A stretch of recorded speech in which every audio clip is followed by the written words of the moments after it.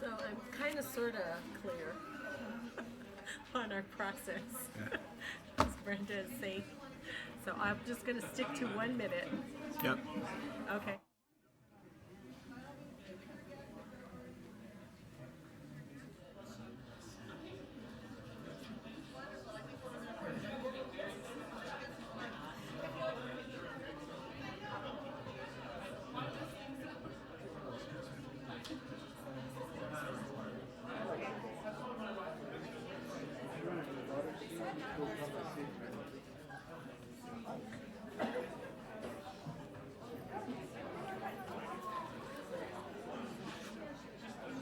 The most important one, you the right?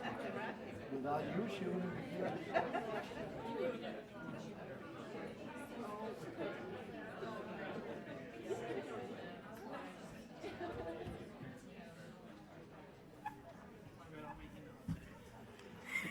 I haven't, and I've been here the whole time. I haven't read my emails. I have not read all my emails. And Okay, that's all right. Confuse the rookie. So we just had somebody pull out, so we're back to 2 minutes. Okay. We're at right at 15. So Okay. oh, 2 minutes. Okay.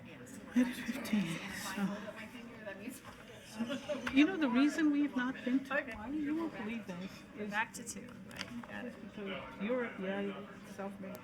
It's because Frank had a dream that in Hawaii. And so, but we're gonna do it. But because he's on the list, we can't right now. But that's why.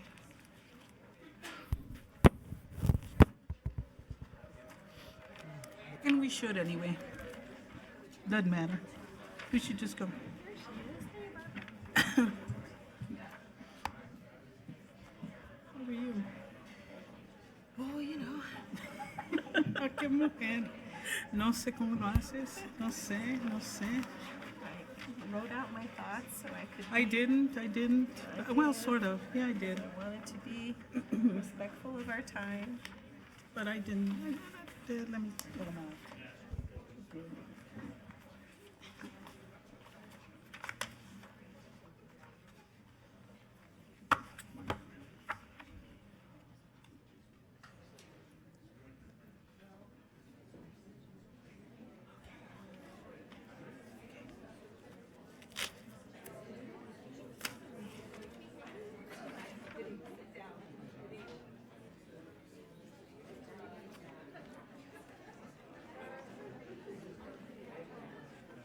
And do you have a lot to say?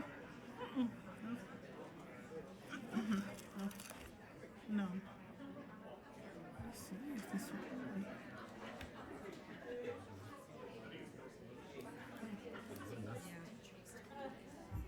Look sharp. Look sharp. But that's all that counts. People got quiet all of a sudden. Must be close to 5.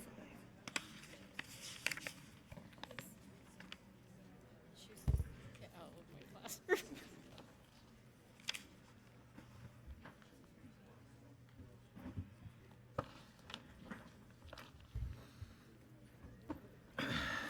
Everybody's here. I'd like to call to order the Board of Education meeting for whatever today is, May 2nd, 5 o'clock. I have an interpreter here who will introduce himself. Thank you, Dr. Piercy. I'm the interpreter tonight for English and Spanish. If anybody needs the equipment, please raise your hand. Buenas tardes. Si alguien necesita los audífonos y los receptores, por favor levanten la mano. Muchas gracias. Muy amables. Thank you. Thank you very much. We have a color guard presentation by Volcano Vista High School Air Force JRTC under the direction of Major Campbell. And if you would please, let's stand and have a pledge of allegiance. One of the cadets has the pledge. They will lead us.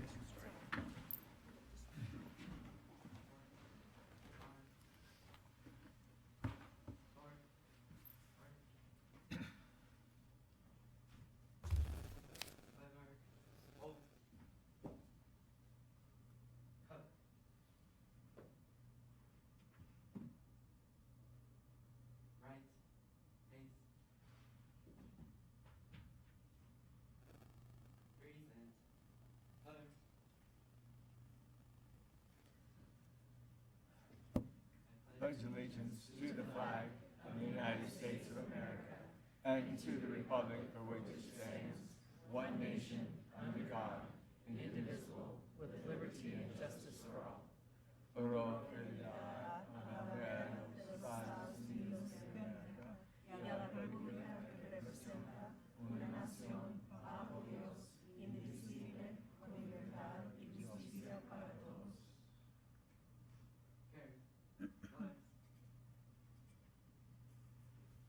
Right, eight,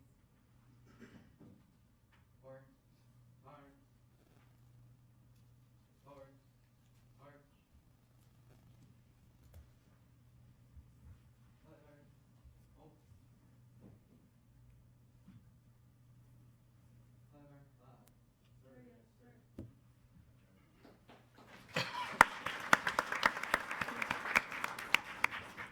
You may be seated.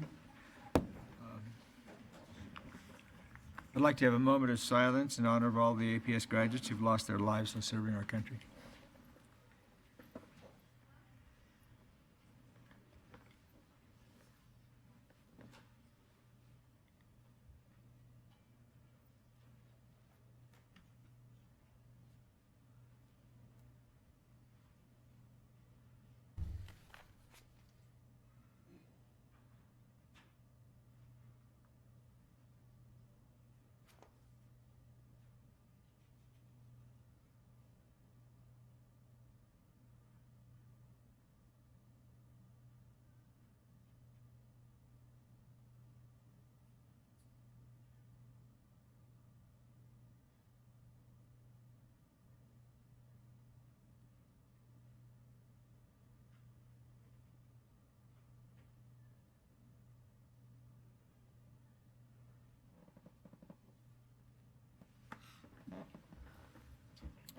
Thank you. Would you have a roll call, please? Here. Here. Here. Here. Here. Here. Here. I'll entertain a motion for adoption of the May 2nd, 2018 Board of Education meeting agenda, approval of the April 18th, 2018 Board of Education meeting minutes, and the April 10th, 2018, April 23rd, 2018 Special Board of Education meeting minutes. So moved. Second. All in favor, please say aye. Aye. Aye. All opposed? Thank you. We'll go on to recognition of students, staff, and community. Board Member Montoya Cordova. Welcome to tonight's board meeting, and thank you for coming. We would like to recognize the color guard tonight from Volcano Vista School Air Force JROTC under the instruction of Major Campbell. Would the instructor and the students please come to the podium and introduce themselves? I'm Cadet Captain Patton. I go to Volcano Vista. I'm Cadet McBee. I go to Volcano Vista. I'm Cadet Master Sergeant Gonzalez, and I go to Volcano Vista. I'm Cadet Ethan Sanchez. I go to Volcano Vista. I'm Cadet Lawson, and I go to Volcano Vista. Good evening, Major Tom Campbell, and I also go to Volcano Vista. Thank you. May you come up so we can personally welcome you.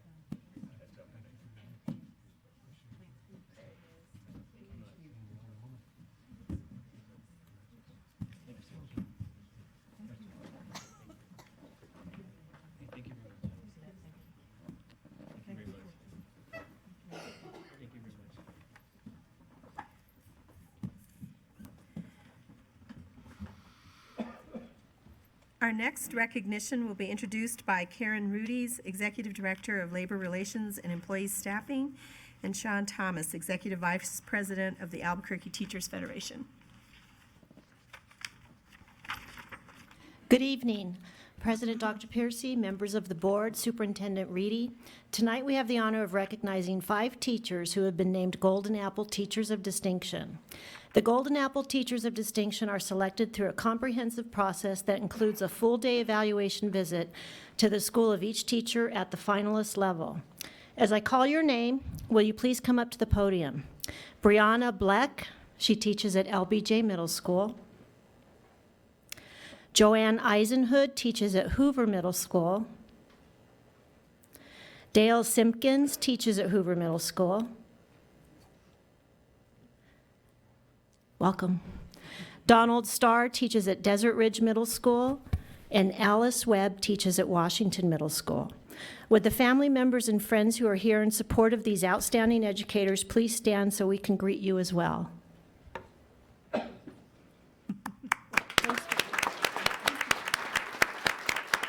We appreciate your excellent work. Let's show our appreciation, and please go through the board.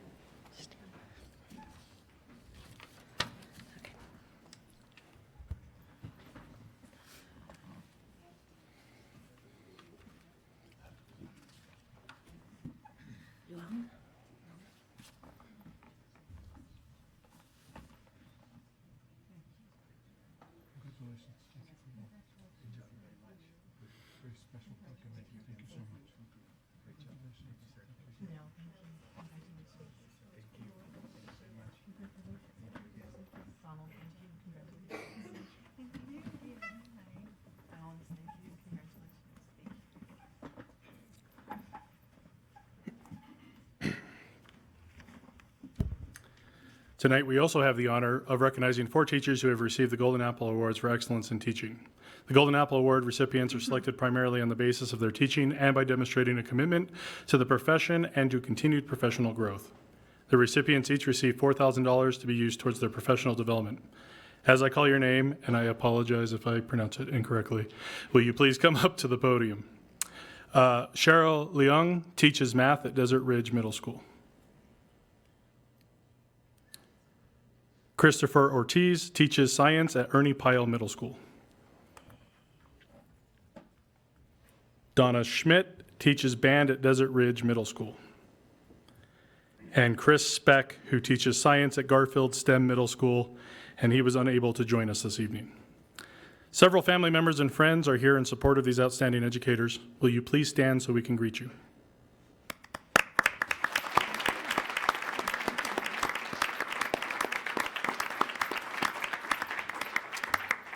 Thank you for your outstanding work, and let's show our appreciation for these Golden Apple teachers.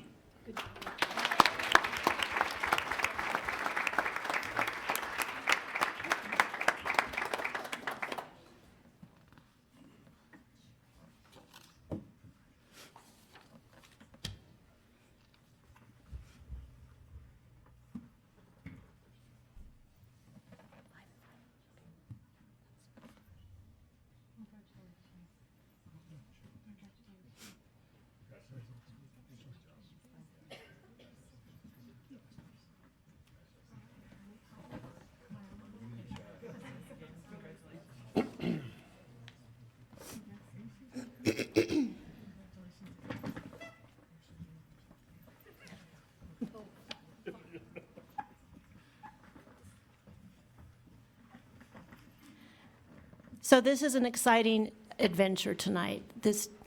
I'm getting the hand from Brenda.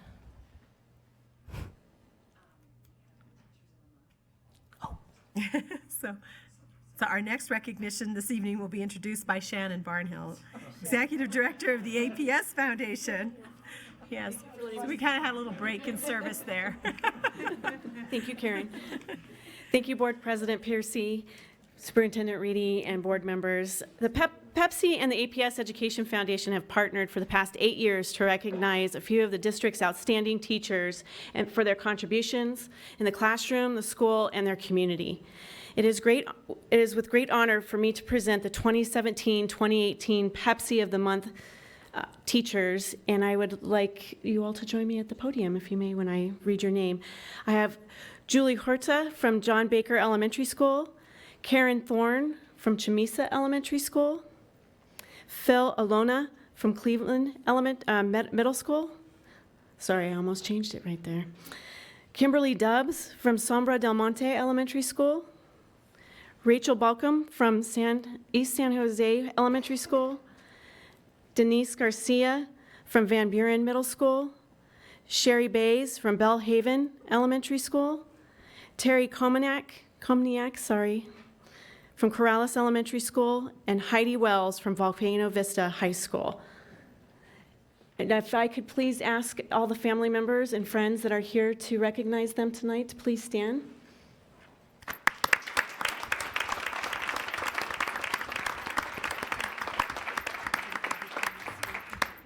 We are so grateful for each of you.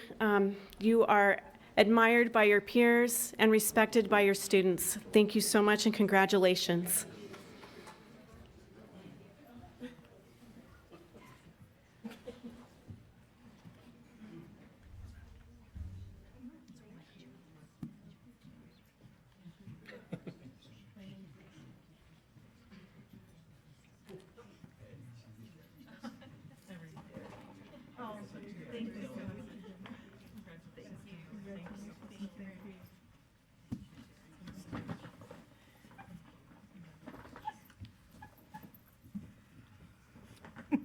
I think now we have one more large group of teachers to honor this evening. And in order for the next group to come in and find seats, I think we're fine. So, do we need to? No. No, we're good. All right. Tonight, we have the honor of recognizing the new National Board Certified Teachers. These teachers help make public schools great. They open student minds to ideas, knowledge, and dreams. They are listeners, explorers, role models, motivators, and mentors. As your name is called, please come up to the podium and form a line along the wall to my left. Forrest Agee from Albuquerque High School received certification in English Language Arts, Adolescence, and Young Adulthood. Jared Benavides from Cleveland Middle School received certification in Mathematics, Early Adolescence. Jessica Bonhoff from the Special Education Department received certification in Generalist Early Childhood. Alicia Bursey from Emerson Elementary School received certification in Exceptional Needs Specialist Early Childhood through Young Adulthood. And Catherine Casillas from E Academy High School received certification in Mathematics, Adolescence, and Young Adulthood. We apologize if we mispronounce your name. Bella Chandler from S.Y. Jackson Elementary School received certification in a Generalist Early Childhood category. Debbie Chavez from McCullum Elementary School received certification in Exceptional Needs Specialist Early Childhood through Young Adulthood. Karen DeArmond from Alvarado Elementary School received certification in Literacy, Reading Language Arts, and Early and Middle Childhood. Carolyn Del Castillo from Manzano Mesa Elementary School received certification in Exceptional Needs Specialist Early Childhood through Young Adulthood. Antoinette Daughtry from the Special Ed Department received certification in Exceptional Needs to Specialist Early Childhood through Young Adulthood. And Luann Fader from West Mesa High School received certification in English Language Arts, Adolescence, and Young Adulthood. Christine Fitek from Bandelier Elementary School received certification in Literacy, Reading, Language Arts, Early and Middle Childhood. Kathleen Gallegos from Alamosa Elementary School received certification in Generalist Early Childhood. Stephanie Garcia from Osuna Elementary School received certification in Exceptional Needs Specialist Early Childhood through Young Adulthood. Leisha Herrenberg from El Dorado High School received certification in Science, Adolescence, and Young Adulthood. And Eva Harrell from Armijo Elementary School received certification in Generalist Early Childhood. Crystal Herrera from Sandia Base Elementary School received certification in Exceptional Needs Specialist Early Childhood through Young Adulthood. Eric Holmes from El Dorado High School received certification in Science, Adolescence, and Young Adulthood. Elizabeth Hyde from Marie Hughes Elementary School received certification in Literacy, Reading Language Arts, Early and Middle Childhood. Crystal Irby from Next Gen High School received certification in Science, Adolescence, and Young Adulthood. Mary Kelly from Albuquerque High School received certification in Social Studies, History, Adolescence, and Young Adulthood. And Heather Nunstrom from Montezuma Elementary School received certification in Exceptional Needs Specialist Early Childhood through Young Adulthood.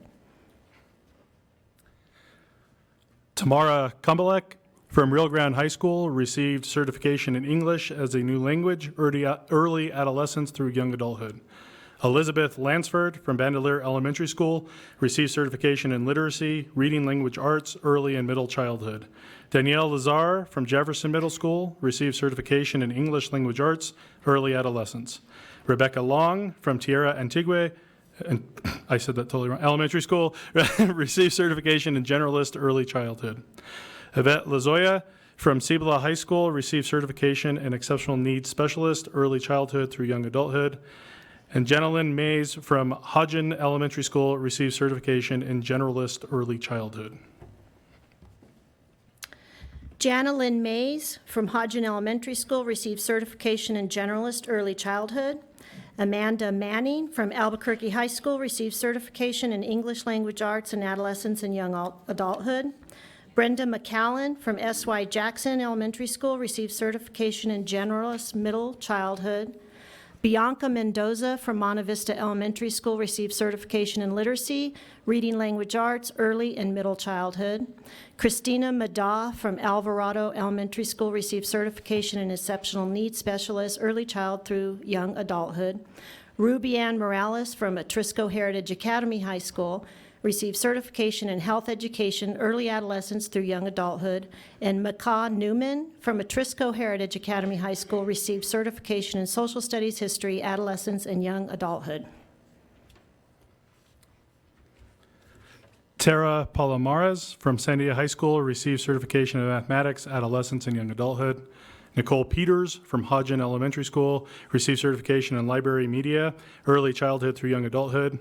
Virginia Rinaldi from La Cueva High School received certification in world languages, early adolescence through young adulthood. Lorena Saez from Bellhaven Elementary School received certification in generalist early childhood. And Deborah Sanders Kramer from Hodgen Elementary School received certification in exceptional needs specialist, early childhood through young adulthood. Jody Schultz from Alvarado Elementary School received certification in literacy, reading language arts, early and middle childhood. Heather Slayton Summers from Desert Ridge Middle School received certification in science, early adolescence. Amanda Snyder from Hodgen Elementary School received certification, PE, it was cut off. Amanda Snyder. Kathy Stevens from Emerson Elementary School received certification in library media, early childhood through young adulthood. Sonia Stifel from Cleveland Middle School received certification in science, early adolescence. And Mari Mahal Tanedo from Hodgen Elementary School received certification in exceptional needs specialist, early childhood through young adulthood.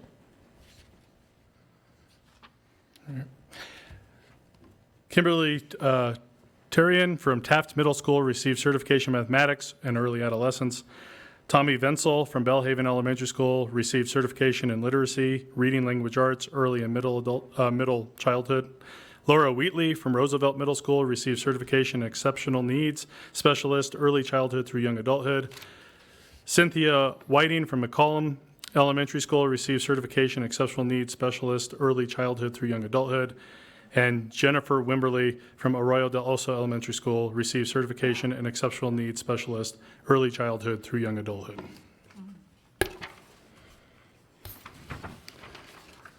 Several family members and friends are here in support of these outstanding educators. Will you please stand so we can greet you?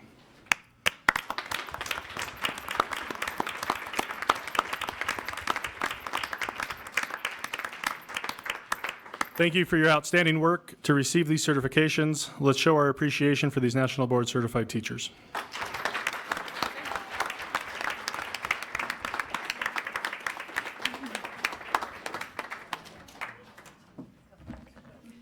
I'd like to note that New Mexico Albuquerque Public Schools has the largest number of national certified board teachers now in the nation.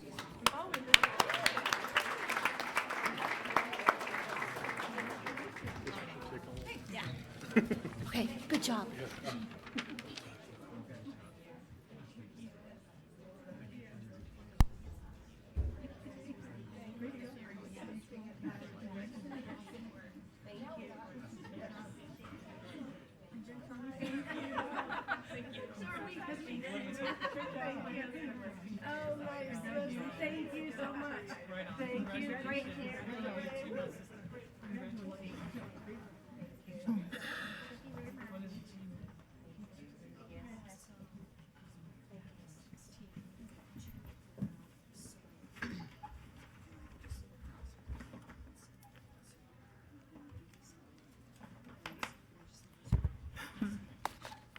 So that concludes our recognition. Congratulations again to everyone.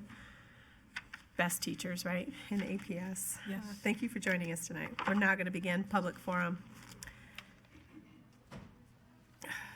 So whether you are here with a request for the Board of Education to consider, provide information, or just see how the Board of Education operates, we want you to know that you are welcome.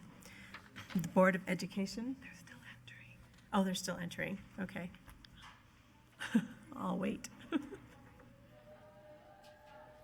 They're happy.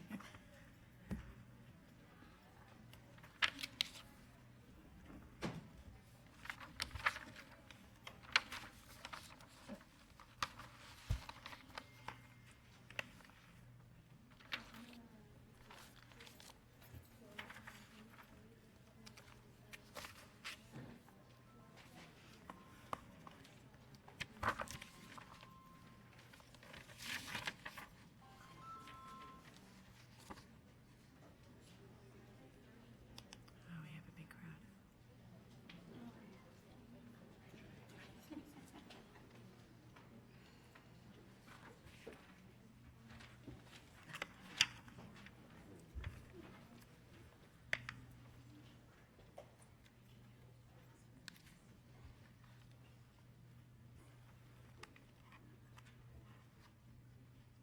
Okay. See if we have more. Still some more coming in.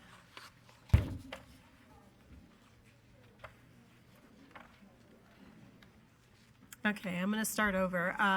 So whether you're here with the request for the Board of Education to consider, provide information, or just to see how the Board of Education operates, we want you to know that you are welcome. The Board of Education has established rules for expected civil behavior during the meeting and public forum. Upon signing in to speak tonight, you received a signature form and copy of the procedural directive, which outline those rules for expected behavior. The presiding officer will enforce these rules as appropriate throughout the meeting. Tonight, there are more than 15 speakers. Therefore, to accommodate the greatest number of speakers, each speaker has 1 minute for comments within the 30-minute public forum. The time remaining to speak will appear on the screen in front of you. You may not yield your unused time to another speaker. You are always welcome to submit additional comments to the board in writing if you are unable to convey your message or you are not able to speak within the 30-minute public forum. The Board of Education encourages you to stay for the entirety of the meeting so you may listen to board member comments before we adjourn. Only at this time may your concerns be addressed at the discretion of each board member. So I'm going to call up the first 4 speakers and have you line up against the wall. The first one will be Robert Foyer, Carolyn Bennett. Oh, no, I'm sorry. Never mind. Wait. Van Overton. And 2 more. David Witt and Dan Bernard. We can go ahead and start with the first speaker. Hi, I'm Robert Foyer. I am a Highland High School Fed Rep. Those among us who want justice for our schools, we count the days until the current PED can no longer rob our children of an appropriate education. With the clock running out, Hawthorne Elementary School is the line in the sand for those of us that cannot and will not allow Wall Street to siphon off our public funds to line the pockets of the richest 1%. For decades, corporations in concert with political leaders have created a narrative making teachers the scapegoat for all the failings of public schools. But after decades of this assault, we are very aware of the charade that has diverted our attention away from the erosion of funding vital to a healthy education system. The new narrative must look at the failures of the Martinez administration to address the poverty that has devastated so many New Mexican lives. As we have all learned in Sociology 101, poverty equals low educational achievement, not teachers. I hope that ATF and APS can work together to fight the egregious decisions coming down from the PED. It must be remembered that the centerpiece of democracy is a free and fair, equitable education system for all people, which means that this APS school is worth fighting for. Thank you.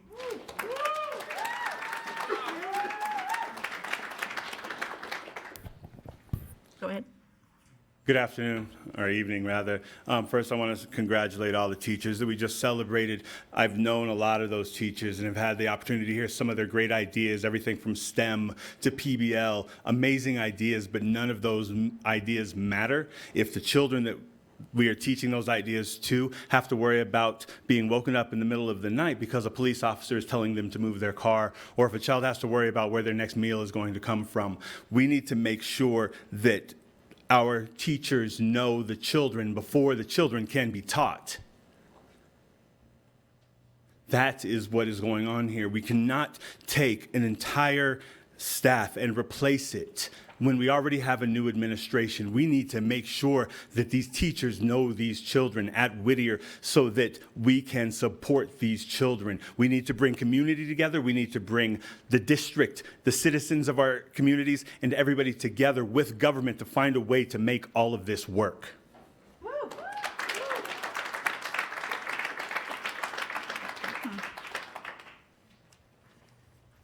Hello, I just wanted to say that I am a parent of a student at Whittier Elementary, and the school is in an already struggling community. That school is a cornerstone for those children. Closing Whittier and forcing families to travel to other schools, other failing schools, seems very silly to me. And the proposal also assumes that teachers are to fault and disregard and that teachers are at fault. The large percentage of failing schools in the district, I think, points to either there's something wrong with the way we measure that performance in that exam, all those matrix, or a larger problem in our district. So I think that keeping the school open and keeping those teachers there are definitely the most important thing on the plate. Thank you. That's all I have. Sorry.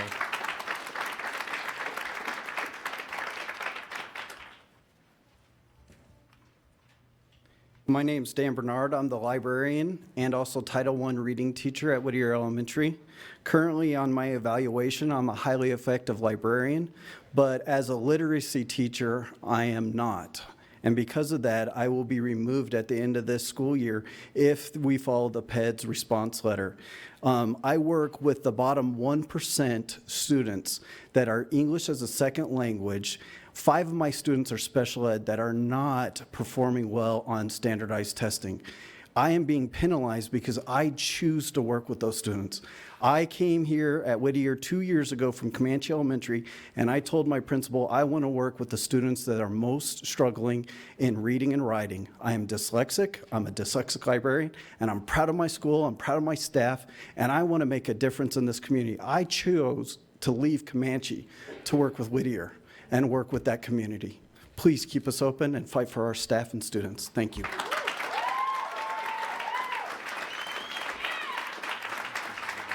Okay,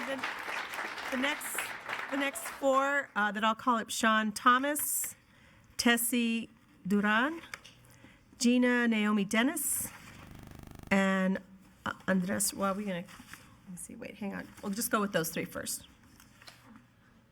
Members of the board, Superintendent Reedy, my name is Sean Thomas. I'm the Executive Vice President of Albuquerque Teachers Federation.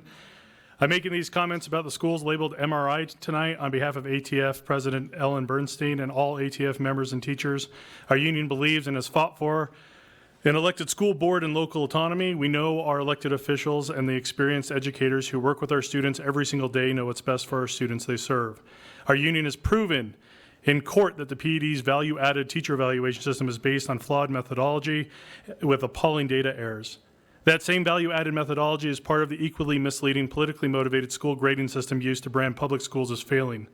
Regardless of what the school board does or does not do tonight to address the punitive and educationally unsound demands of the PED on Las Padillas and Whittier Elementary Schools, our union will work with our lawyer to enjoin this MRI scam with the injunction currently in place. Our union believes in neighborhood schools. We do not buy into the false ideology of a market-based education system. And while we support open enrollment with APS, we know that What the PED is mandating at Hawthorne is a corrupt scheme aimed at destabilizing communities and our public school system in order to promote the reforms and favorite charter schools. We will organize to ensure that the parents in the Hawthorne community know this and are clear that the best place for their child is their neighborhood school. To the communities and the staff members of Las Padillas, Whittier, and Hawthorne, our union will always stand with you. We've got your back.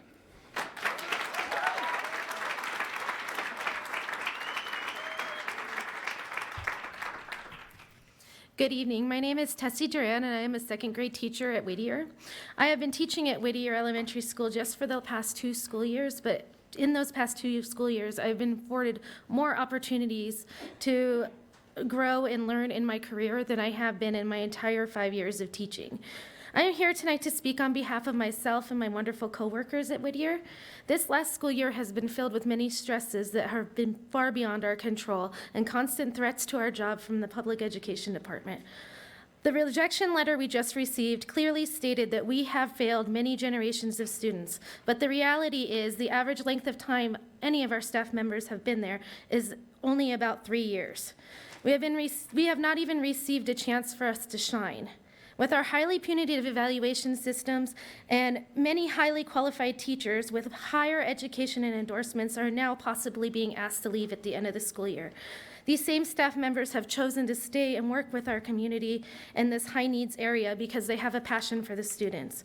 When deciding tonight the fate of our schools and teachers, please consider the impact these decisions will have on our community.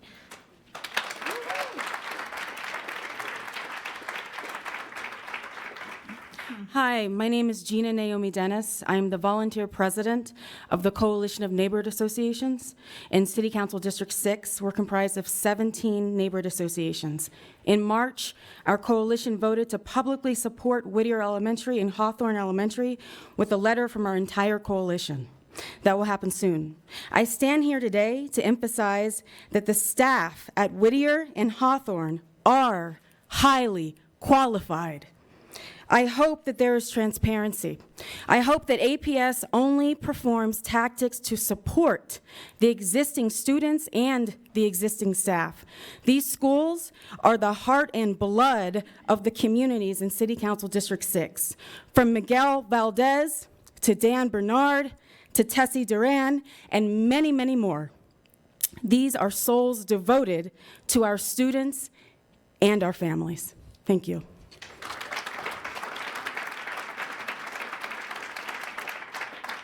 The next four to speak will be Michelle Skinner, Kathy Chavez, Thomas Rabiton, and Adriana Sandoval.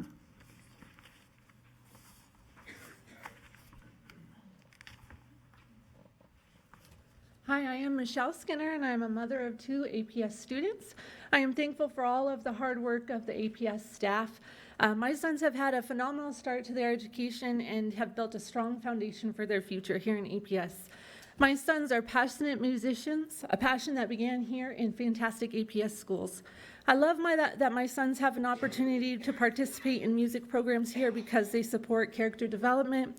And research shows music education increases IQ, improves brain function, and increases test scores. At events like Pageant of Bands, I love hearing that this also increases the likelihood of our students going to college. Yay, wonderful, and I'm so excited that we live in a wonderful city with a great community. Arsenal Drum and Bugle Corps is one piece of that great community, and they are offering a great opportunity for our students. And I come here tonight to ask you for your help in creating the strongest community and the greatest opportunities for our students by opening APS facilities for overnight use. Thank you for your time.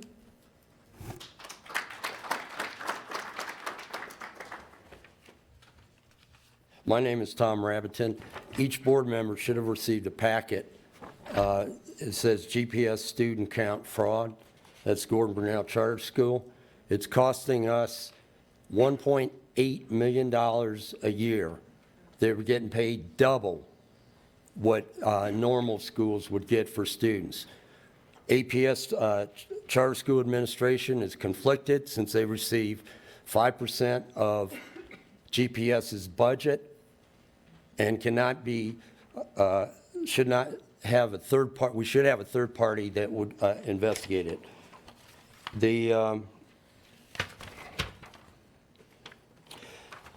This does not include the failing school at GPCS.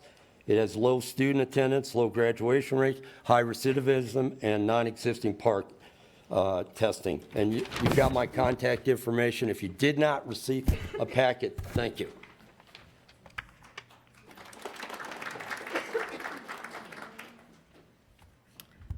Good evening, Chairman of the Board, Superintendent Reedy, and members of the board. You guys know I'm Kathy Chavez, President of the Educational Assistance Association. I first want to say that I 100% support all of the speakers that have been here tonight. We have some of the best teachers community in those schools, and those schools need our 100% support. But I also want to say they have the best educational assistants in the system also, who give of their time. They're from the community, they work hard, and they love their students. So remember them when we're doing all of this craziness. And ladies and gentlemen, 6 more months, and the witch is dead. But anyway, with that being said, I'm here for a very different reason. Last month, or the last school board meeting, you had some very eloquent students here speaking about suicide prevention, mental health, being protected at their schools. What my ask tonight is, as the president of the Albuquerque Educational Assistance Union, is we know for a fact that a lot of these students come to us to talk to us because they feel very safe with us. And what we are asking is that we have and will be included in any kind of trainings, any kind of further advancement to be help these students at those schools, that we're included, because we need to have that training and the awareness on where and how to guide them, because we want and we know we're a part of that system, and they do come to us because they feel very safe. We're not a threat. We're not the teacher. We're not the principal. And you do have some really good counselors and therapists, social workers in our schools. Please take advantage of their expertise, because they're good people. But our EAs need to know how to take care of those kids too, or how to give them awareness and guide them. Thank you. Thank you.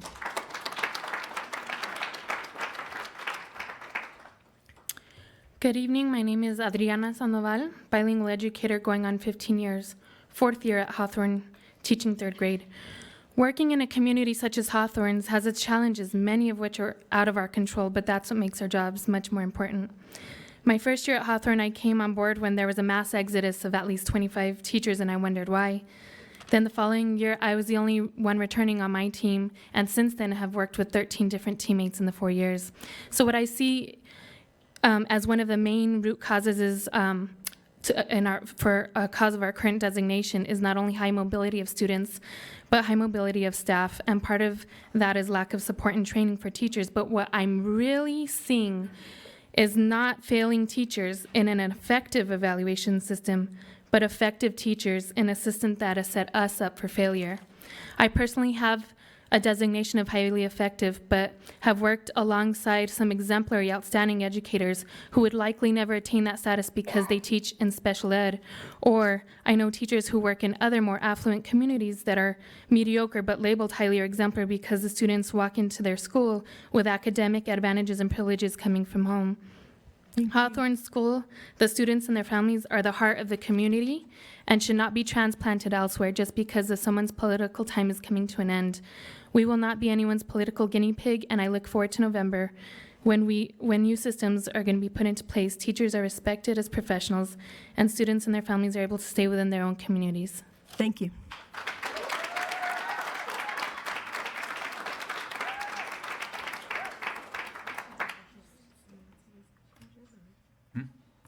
Okay. All right. Thank you for your input. That concludes the public forum. Thank you. Superintendent is not going to have a report this evening. We've got a big meeting, and we need to take care of the special issue. So we'll go on to the special issue, which is consideration for action on the response to the New Mexico Public Education Department's decision regarding the 3 more rigorous intervention applications. And just a quick reminder of the process we want to follow this evening. First of all, we want to have a presentation by our staff in terms of what they feel is the issue here for us and what we're going to plan to do. I think they have a PowerPoint presentation and maybe some comments on that. After that, we have had a few of our constituents asked to actually speak a public forum to this issue, specific issue, and that's what we can do in any particular time. I know some of you spoke during the public forum. We have a few, about 4 that will speak at this time. And so after the general presentation, we'll have those comments from those people, and I'll call you up, and you will get 1 minute each to tell us our story, okay? At that point in time, what we'll do is we'll have a general Q&A from our board in terms of some of the things that are planned. I think we have some response letters, some draft response letters to our public education department, and we'll go over those letters. I think you will do that probably during your presentation. So we'll ask questions and discuss in general what our concerns are about some of those things. I had given some time limits here. Those are suggested. I'm not going to be too dictatorial about that, but I do want to move it along because in reality, the bottom line is we need to make a decision tonight. May 4th is the deadline for us to give a response back, and we do want to give a response back. Whatever that response is, we want to give a response back. So we will make a decision tonight, so we do want to be able to do that. So once we've had that discussion, then I'll entertain a motion on whatever option we want to have during that discussion, and we'll vote on that. So that'll be kind of the basic process, and hopefully we can get done with that within an hour and a half, maybe shorter if we know what we're doing. So I'm going to open that up for our staff to give the presentation and give the discussion on the concerns that we have with these MRI schools and the responses that we've had from the Public Education Department. So whoever goes first, you're there. Thank you. President Piercy, members of the board, members of the audience. Tonight, as usual, I'll be speaking from my heart. But the difference is that I want to share with you an experience that has left me baffled. As you know, we've been attempting to work with Interim Secretary of Education Christopher Roskowski and the Public Education Department, or PED, in an effort to design a plan that will move forward our neediest schools. I'm sitting here saddened and quite frankly disillusioned. You know me as an open, collaborative individual. I firmly believe that true leadership encompasses a willingness to approach and genuinely hear what others have to say. It is not about power. It's about a sincere effort to disclose issues and concerns and challenges that affect us, and to support the sound plans, ideas, thoughts, and proposals that rise up from special groupings of individuals who have a vested interest in how things move forward for their children. As you know, I have tried time and time again with every challenge the district has faced in recent years to ensure that there has always been an appeal for input from stakeholders, open dialogue, a celebration of two-way communication, and the acceptance of a collective voice that is truly valued. These efforts have resulted in the APS profile of the graduate, our academic master plan, acceptable and appropriate budget cuts, reorganization of APS departments, reorganization of the district into learning zones, and our K-12 learning continuum that will strengthen and bolster student learning. This was all done collaboratively. People were heard. In my years of experience as a successful educator and leader, I can tell you that no change or modification to any organization, be it a corporation, a local establishment, or a school, none of that can truly be sustained if it does not respect or consider the thoughts, ideas, feelings of those directly impacted. Any effort to force, coerce, or foist a plan on affected participants with no input or say in the matter is doomed to failure, guaranteed. At an initial meeting with Interim Secretary Ruskowski on December the 15th, 2017, he pledged a relationship that included cooperation, mutual respect, and a true partnership between APS and PED. It energized us, truly. We looked forward to stimulating professional dialogue between APS and PED. And frankly, aside from that initial meeting, there has been no evidence of any of the working alliance that was promised. In fact, the opposite has been true. New Mexico school designations were set to be released by the Public Education Department in October of 2017, October. This would allow for at least 6 months of planning for these identified schools, schools designated as MRI, CSI, TSI. They were to work on improvement plans during that time. The MRI improvement plans were to be much more detailed and actually were considered reorganization plans. Well, the actual designations were not released until right before schools closed for their 2.5-week winter break in mid-December 2017. Schools did not reopen until January the 3rd. Los Padillas, Whittier, and Hawthorne Elementary Schools were identified as MRI schools at this time. The timing of this announcement, even with a small extension, cut planning time dramatically as the plans were due mid-February 2018. That gave us only 6 weeks to put together the highly complex plans of this nature. But we did it. We did it with our heart and our soul, and we were excited about the opportunity to design a sustainable education plan that can be scaled up as a model for other schools. We felt that good about the plan itself. The APS team together with families, staff, students, and community members worked with genuine sincerity and true determination to come together and design a plan for those 3 schools that genuinely reflected what would be best for their children. The resulting plans reaffirmed the commitment of the stakeholders and the support that the district would offer. It ensured the curriculum would be research-based, aligned with standards, and vertically aligned throughout the grades. It ensured the principals and staff would receive higher compensation. We successfully recruited and compensated some national board-certified teachers who we thought would offer the expertise and experience regarding reflective practice that we wanted to be modeled at these schools. The plan added significantly more instructional time for the children. In addition, school leadership had already been newly assigned, as had been requested. It incorporated the extra genius hour to meet the needs of the whole child through creative hands-on activities for our students. It included efforts to welcome community partnerships that would enhance learning, particularly ABC Community Schools, which is sponsored and highly respected by the City of Albuquerque, APS, and Bernalillo County. The plans were submitted mid-February. The PED denied the plans in March with an option to resubmit.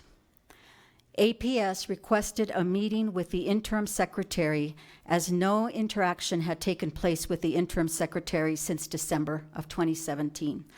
The interim secretary and his team met with us, and we learned that PED in essence altered the measures from the original December application without explanation.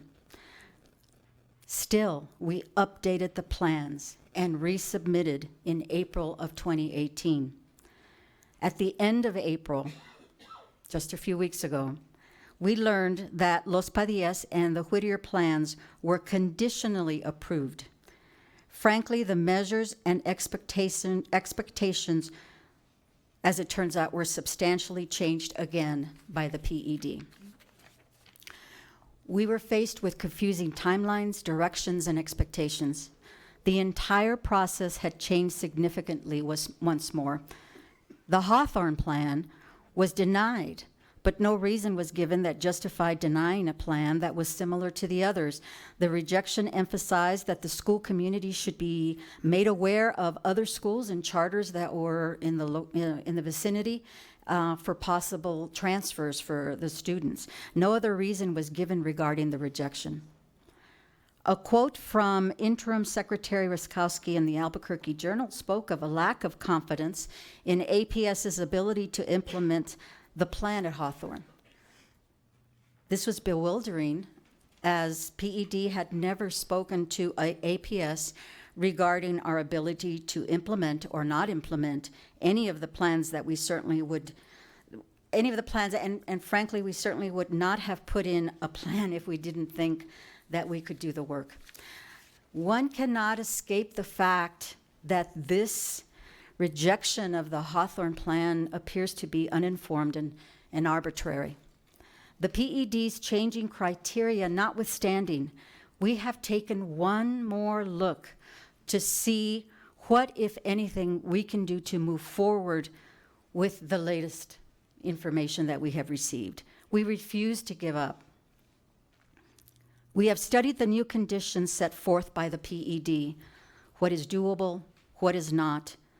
However, this confusing, bewildering, and perplexing experience with the interim secretary and his team actually gives us real concern about the PED's ability to judge plans objectively. Open-mindedness, fairness, honesty, clarity, and consistency are attributes much appreciated in leaders. They are prized because these qualities ensure stability, and that garners trust. Fair treatment aside, we are committed to implementing the plans with or without the interim secretary's support. Some of the conditions were incorporated this spring, and those can certainly be considered something that we have already embraced. There are some conditions which have impractical or unreasonable timelines and expectations. We can work cooperatively with PED to discuss this and to set achievable timelines and goals. We're still willing to do that. And it's sincerely hoped that PED can see the merit of working together with APS to support the children. I want to stress that the door will always be open to work collaboratively with the interim Secretary of Education, always open. However, based on previous interactions, I cannot say that I feel that this will occur.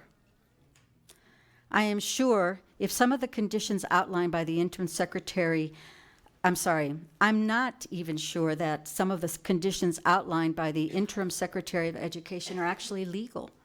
Mm-hmm. This would need to be explored before APS would agree to any such actions. It would be irresponsible of me as superintendent of APS to enter into anything that is not legal. In fact, it appears that Interim Secretary of Education, Mr. Ruskowski, is overreaching far beyond his statutory responsibility and role. This should be looked into. Even though the Interim Secretary has declined our 7 invitation to visit these truly wonderful MRI schools, I know that you would embrace the opportunity of watching the short film that I have brought tonight. I wanted you to see the smiles and faces of the children attending these schools. They are not faceless numbers. They are flesh and blood, and they are the center of all the work that stakeholders have done putting together a plan for them. The plan is just for them. These are the children who have been rebuffed by Mr. Ruskowski, not once, not twice, but 7 times. It breaks my heart. I have Dr. Gabriela Blakey, Dr. Antonio Gonzalez, and Mr. Art Melendres here with me tonight to go over some of the experience in more detail for you. Thank you.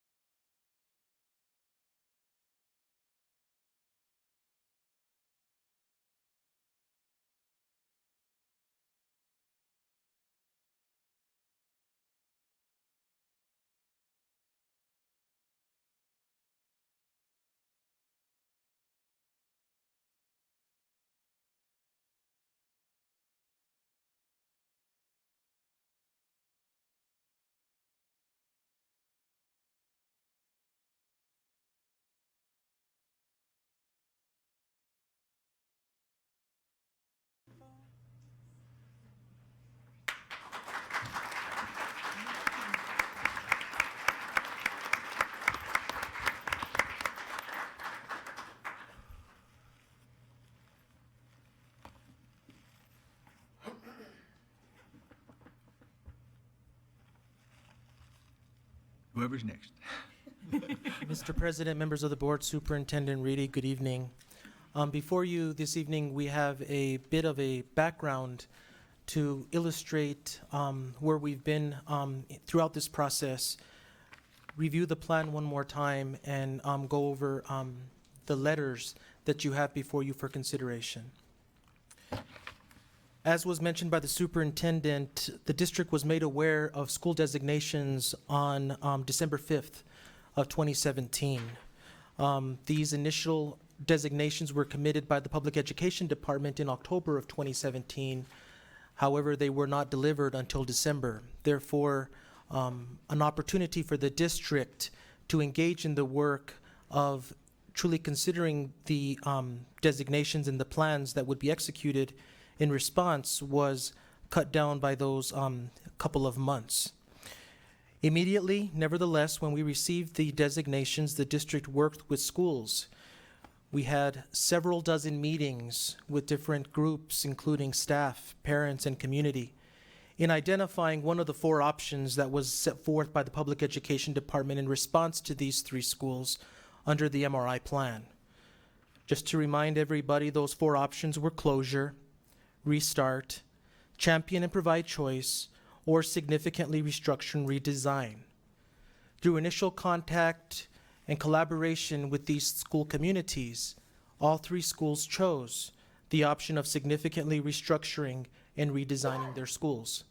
The work commenced immediately in response to this decision after community meetings, staff meetings, surveys, and input from these communities. It's important to note that the MRI plan explicitly stated that if the district refused to identify an MRI option to participate in, the PED would select the MRI intervention for the school. Therefore, it was incumbent upon us to respond accordingly with one of the 4 options, and again, all three schools chose the restructure and redesign option. The original charge was really an opportunity just next door in the DeLeo Martin room to sit down with the Public Education Department Secretary Designate and his team to really get a better idea of what this meant.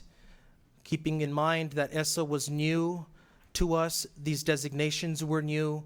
It was a good faith effort for us to work, learn, and hopefully dialogue a little bit in reference to the expectations set forth by the Public Education Department. The cabinet met with the Secretary Designate's team, and I think it's fair to say that we left hopeful.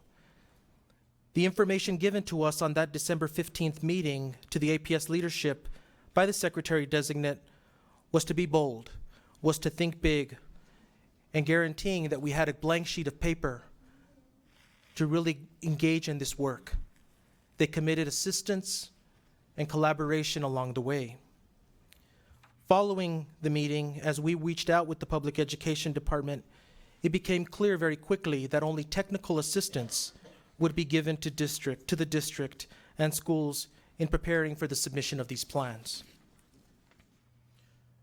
We continued engaging in several dozen meetings with all 3 schools.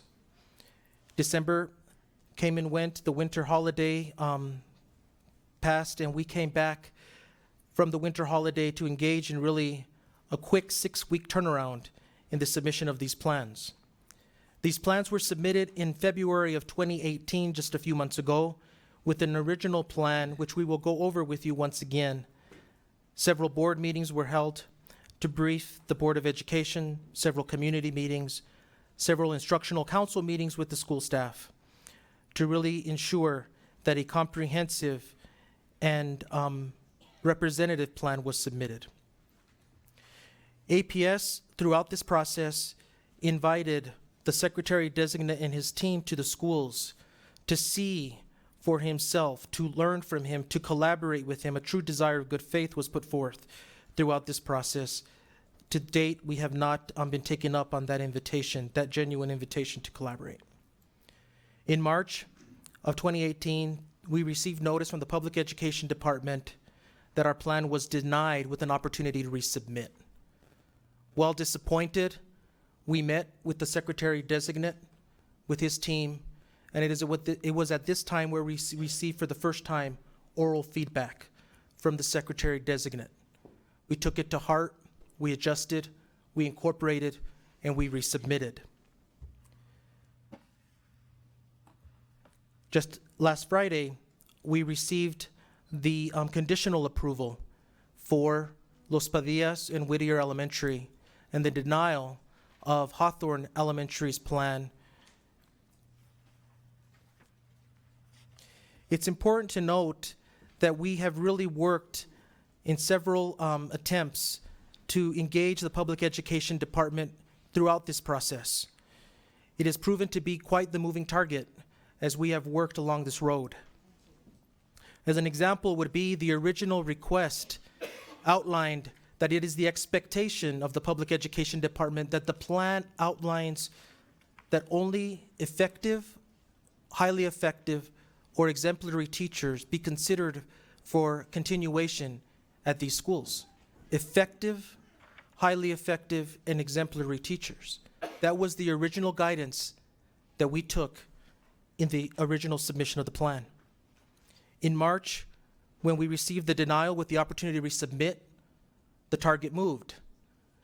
Now, it called for only highly effective and exemplary teachers. Yet again, in the April letter, just last Friday, the target moved again. And the call now by the public education department was to ensure that every teacher at these 3 schools have a multi-year track record of highly effective or above.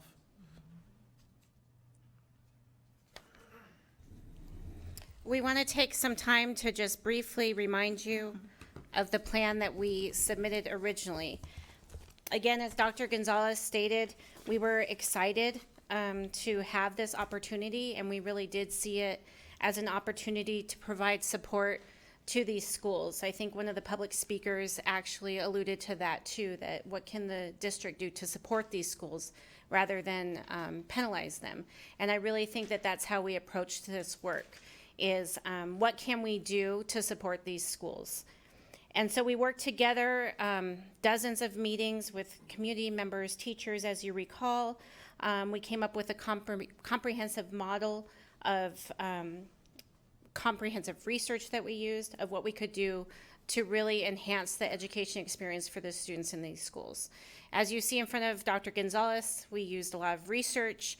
We didn't just pull this out of our hat, and we used research that was really grounded in successful schools, especially low-income schools, because there's different models for different populations. So we really took time to look at what Works Clearinghouse, that's National Board Teachers came out of a lot of that work. Community schools came out of that work. Everything that we could do to see what could we really do to enhance the educational experience for these students. What we came away with, again, was the more rigorous education that centers on the needs of students, both academically and emotionally. A well-rounded education. We wanted to make sure that we focus not just on math and language arts, but also social studies, science, physical education, and the arts. This is where we also added the Genius Hour, which came out of the need for students to really have time to be creative. This was extended by an hour of the day with community partners and teachers working together to help students apply core knowledge to real-world enriching activities. We wanted a strong principal who shares school leadership with parents and teachers. We took right away in January, we found new principals for these schools. And we also knew that the plan needed to have additional support and training for all of our teachers and educators in the school. And we wanted to make sure that we would use a national board framework of accomplished teaching in the schools. So remember that the plan, as we created it, the plan was used as a framework. And so we did keep it pretty broad as far as allowing it to be a framework that then could be replicated into other schools, perhaps our CSI schools, our TSI schools, and really looking at what works in schools and what could we do in order to provide educational opportunities as well as have a sustainable plan. And that was really important to us too, that it was a plan that would be sustainable. If you recall, our theory of action that we came up with was based on our community school pillars of integrated student supports, expanded learning time and opportunities, family and community engagement, and collaborative leadership and practice. We came up with core beliefs that we all agreed upon, which would include student-centered learning, social emotional learning, formative assessments, backwards planning, standards-based cross-curricular planning and teaching, and distributed leadership. We use things such as blended learning, dual language, we expanded early childhood, we included the Genius Hour, we included AVID, we added the National Board Accomplished Teaching 5 core propositions, and we did all of this in collaboration with the teachers in the community. One of the things that we are struggling with as we move forward in these plans is that these elements you see in front of you with every reiteration of the plan get watered down more and more, because we feel like at some point we're doing 2 plans. And we want to really be true to the core of the plan that we designed with the community, with the teachers, and not see that we have to do 2 plans. And a lot of what we've learned just in looking at schools within the district that we've worked on, school turnaround, is that they were very clear with us when it doesn't work, it feels like you're trying to do too much. And so things are being thrown onto the school and to the teachers saying, you're a turnaround school, try this, try this, try this. And so we really want to be clear that we want to stay true to the core of what was designed, and then add elements that could enhance it but not change the original plan. I believe that before you have suggested letters, drafts to respond to the Public Education Department on the May 4th deadline, which is Friday. I'd like to go over first the responses which are identical for Whittier and Los Padillas Elementary School. In these responses, generally speaking, there are 8 points that are emphasized in these letters. The first has to do with teacher effectiveness. In this letter, you will see that APS continues to believe that every classroom should be staffed with a licensed teacher over a substitute. A real concern is, yesterday was May 1st, the opportunity to engage in the robust recruitment plan that we have set forth in the resubmission application in March, the opportunity to ensure that we have what they are calling for in a highly effective or exemplary teacher with a track record over time is a concern. Remembering that there are 10 days added to these schools with a July 23rd start date. As outlined in this plan, APS will implement its aggressive recruiting efforts to complete staffing as soon as possible, per the New Mexico State School Personnel Act. We will do that with intentionality and very swiftly to ensure that the plan is able to move forward. APS will monitor the status of and ensure compliance with the pending injunction regarding teacher evaluation in the state of New Mexico. There is a real question in our mind in regards to the implications that may lie therein in regards to the removal of teachers that do not meet the highly effective or exemplary status with a multi-year track record therein in regards to that pending litigation. Secondly, the second point is teacher compensation. We believe that we can achieve the feedback given by the Public Education Department under that component as an accepted indicator outright. The third point being instructional time. We believe that we can accept this with the understanding that uninterrupted blocks for English language arts and math will be developed as soon as possible, but some time may be needed beyond May 15th to do this work with great attention and the attention that it deserves. Currently, this information is being requested by PED by May 15th, and we believe that we would need a little bit more time to get this done well. The schools will make every effort to have uninterrupted blocks of time for ELA and math. However, it would also need to create a schedule that serves all students and provides common planning time for grade level and teachers. All students meaning your special education IEP implications, all students meaning your bilingual students, RTI, and so on. The fourth point having to do with personnel.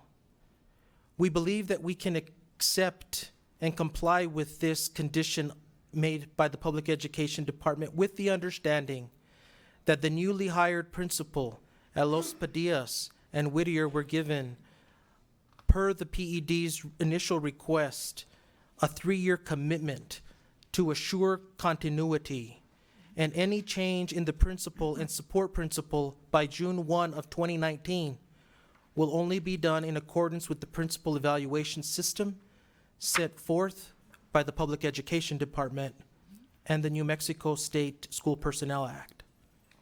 APS has hired a principal for both schools with a multi-year track record of success.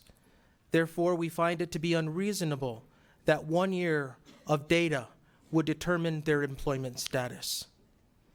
APS will utilize the PED evaluation system, and again, for the principal, which includes the multi-measures of effective leadership under the New Mexico principal competencies.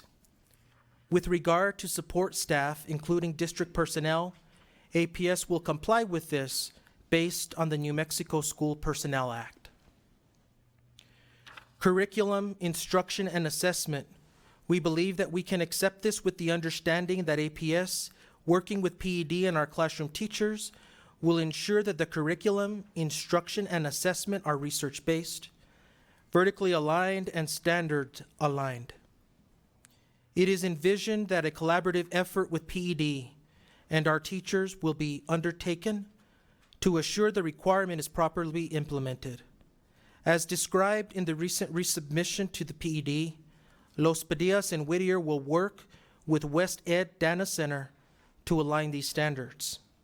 Again, we may need more time than the May 15th deadline for this information to be submitted accordingly. Instructional materials for ELA are currently being adopted as we speak.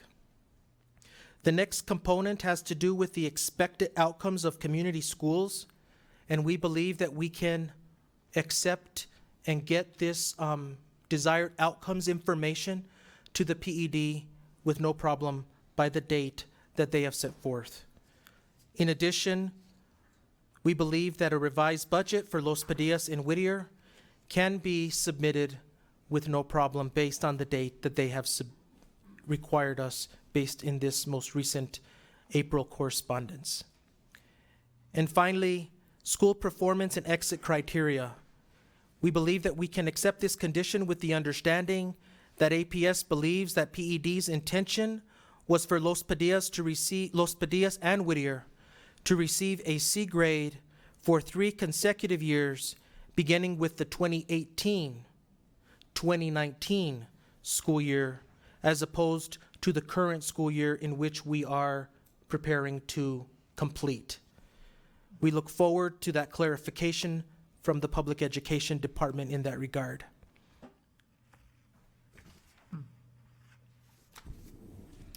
In regards to Hawthorne Elementary School, as you're aware, Hawthorne's plan was denied, which we find arbitrary because Hawthorne has virtually the same plan as the other 2 schools. There is no indication of the reason as why Hawthorne was selected as the school that would be denied. For some background information on Hawthorne, which is a school I drive by every day on my way to work intentionally, just to remind myself of the work. Hawthorne has had in the past 5 years up to 70% mobility at their school. The factors that we use for school grade and for teacher evaluation includes growth. And looking at growth with a mobility factor of up to 70% is measuring growth on 30% of students. Hawthorne has actually been working side by side with Priority Schools Bureau at PED for the past 4 years voluntarily. They were asked if they wanted to participate in the triannual school visits. They asked to do that to get the extra help. And prior to this school year, Priority Schools Bureau has been working side by side with Hawthorne 3 times a year, looking at their data, putting systems in place for them. And actually, the feedback that the Priority Schools Bureau has given to Hawthorne has been of high marks, and that Hawthorne Elementary School is on the right track. Hawthorne Elementary School is implementing everything that they've asked them to do. And last year, Priority Schools Bureau actually told Hawthorne that they were a model for other schools in the work.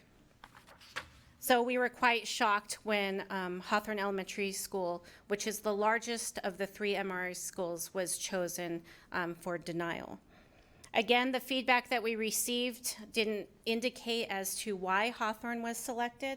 Hawthorne has 501 students this year at the 40-day mark. We were given the selection of champion and provide choice for students at Hawthorne Elementary School.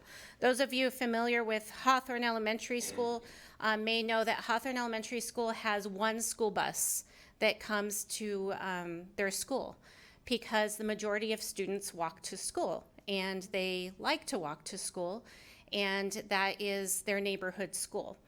And so the students at Hawthorne Elementary School have been able to transfer to other schools since receiving an F, as indicated in our transfer process. Students that are at an F school are able to transfer. They're the second priority in transfers, and we've had that as part of our transfer process. And that if the student is enrolled in a school that has received an F for 2 years, they are the second priority for our transfers. In the letter, it indicated that there are 11 or so schools closest to Hawthorne. 3 of those schools have a grade of a B. Between the 11 schools closest to Hawthorne, there are 70 open spots K-5. Those are all at different schools. So if students do choose to transfer, they perhaps wouldn't be able to transfer with their siblings. They may have to go to a different school than their neighbor, but there has been the open transfer for Hawthorne Elementary School. We also have the school choice fair in October, when students and families are able to come and see a variety of schools, both our local public schools and the public charter schools, and they're able to see what options are out there. For Hawthorne Elementary School, in the past 5 years, they have had transfers out of their school, people who may be aware of this or may have other reasons to go to other schools, and they also have had transfers into their school. In this, since 2013, the percent of students who have transferred into Hawthorne Elementary School has actually increased despite their F grade, from 15% to 24%. Since 2013-14, the amount of students that have transferred out has decreased. The top school that students transfer out to is La Mesa Elementary School, which is down the street and still in the neighborhood. And the tops, and I think that La Mesa Elementary School is a D school. The top school that students have transferred into from Hawthorne Elementary School is Sandia Base Elementary School, which is a B school. And that is the top transfer in for students from Hawthorne Elementary School. So we just want to remind everybody that the transfer process has been available for Hawthorne Elementary School, and parents are taking part of that, and many parents from Sandia Base Elementary School are taking part of that to transfer their students to Hawthorne Elementary School. And the superintendent will give us the recommendations going forward from here.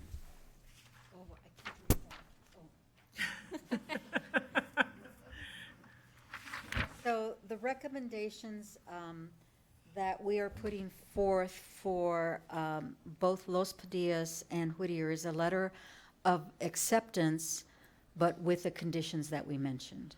And as far as Hawthorne, it would be acceptance of the New Mexico PED champion and providing the choice option with the understanding that the redesign plan will be implemented as planned.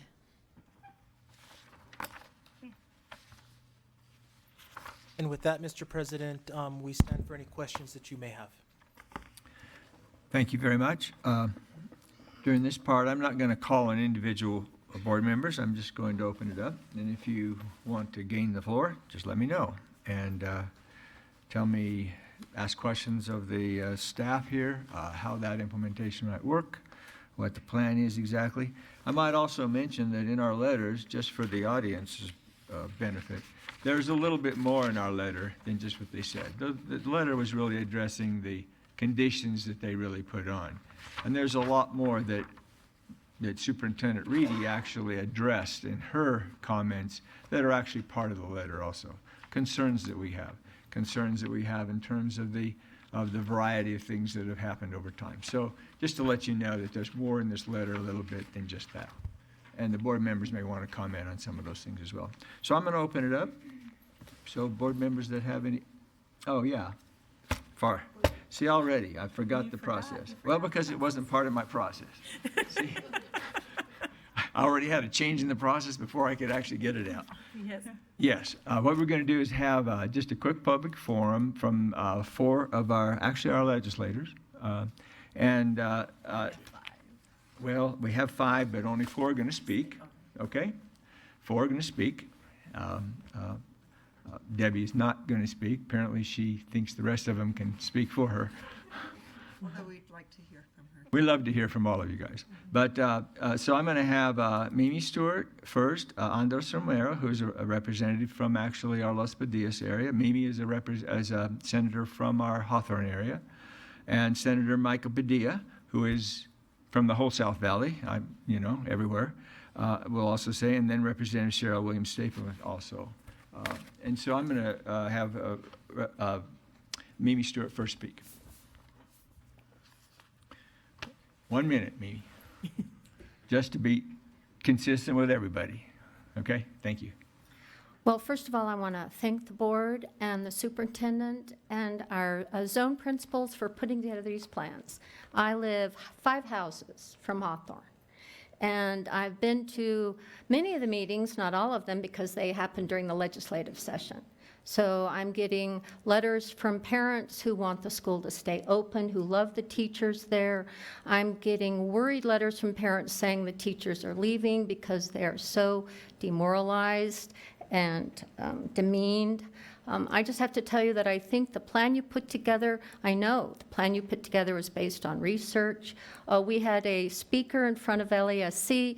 I went over the plan because what she had been talking about was best practices. Everything you've put in the plan, she talked about that day as best practices, Jeannie Oakes from Stanford. So I do believe that there's been a wildly misinterpreted ESSA idea that's been put forward by the Secretary-designate. I don't believe he has the authority to do these things, and I will fight along with you to keep Hawthorne open, whole, and moving forward with the good plan that you put together. Thank you, Mimi.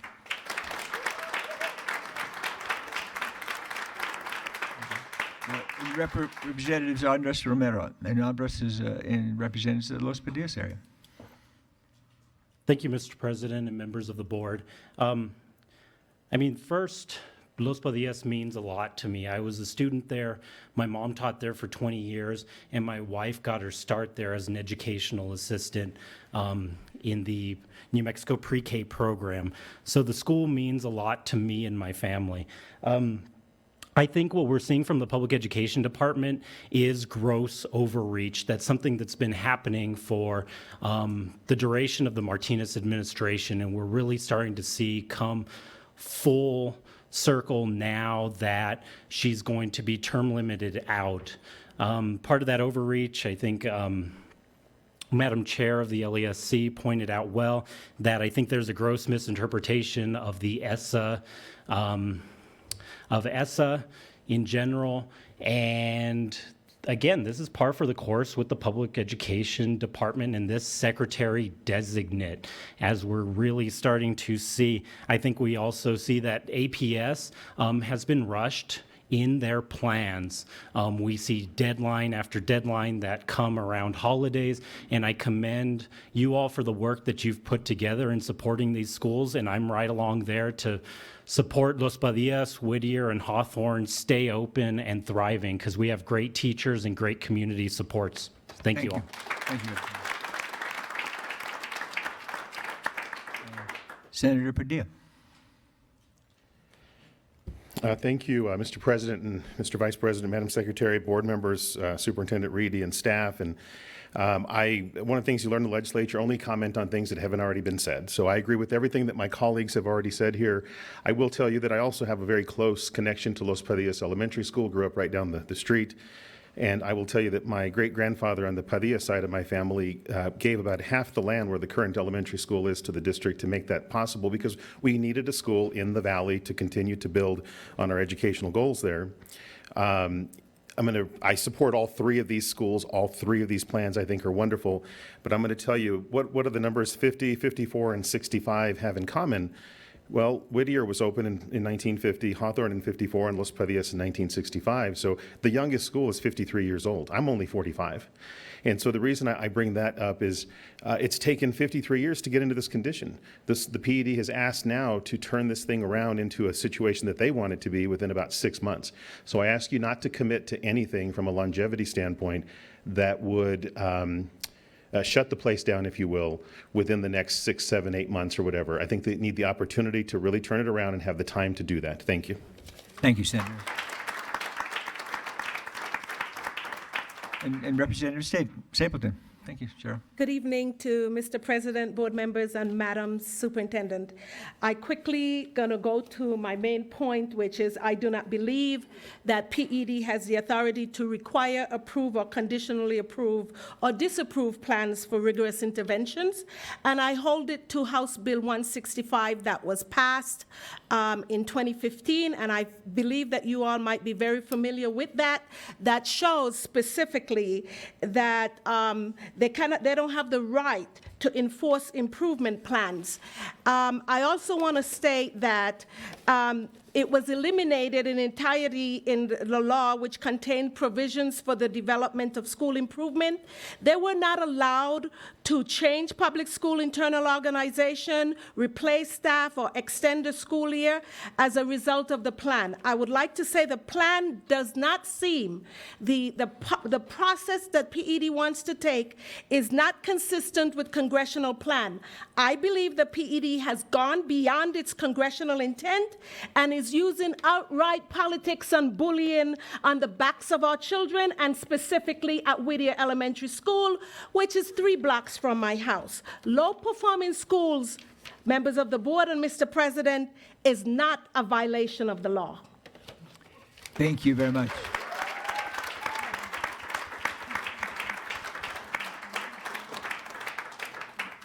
Greatly appreciate all of the public forum speakers and certainly our legislators. So I'll open it up for comments from the board members now that I think I'm back on my process. I'm kind of a process person, but sometimes it gets lost. So thank you very much, and I appreciate everybody staying around to hear. This is important. This is a very, very important conversation we're having.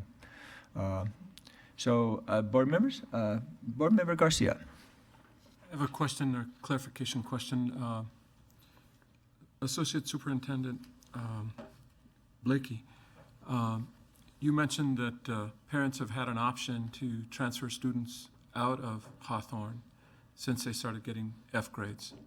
How many students have transferred out since the initial F grade was received? At Hawthorne Elementary School, the transfers out have been in 2013-14, 25%, 2014, 18%, 2015, 17%, 2016, 20%, and 2017, 22%.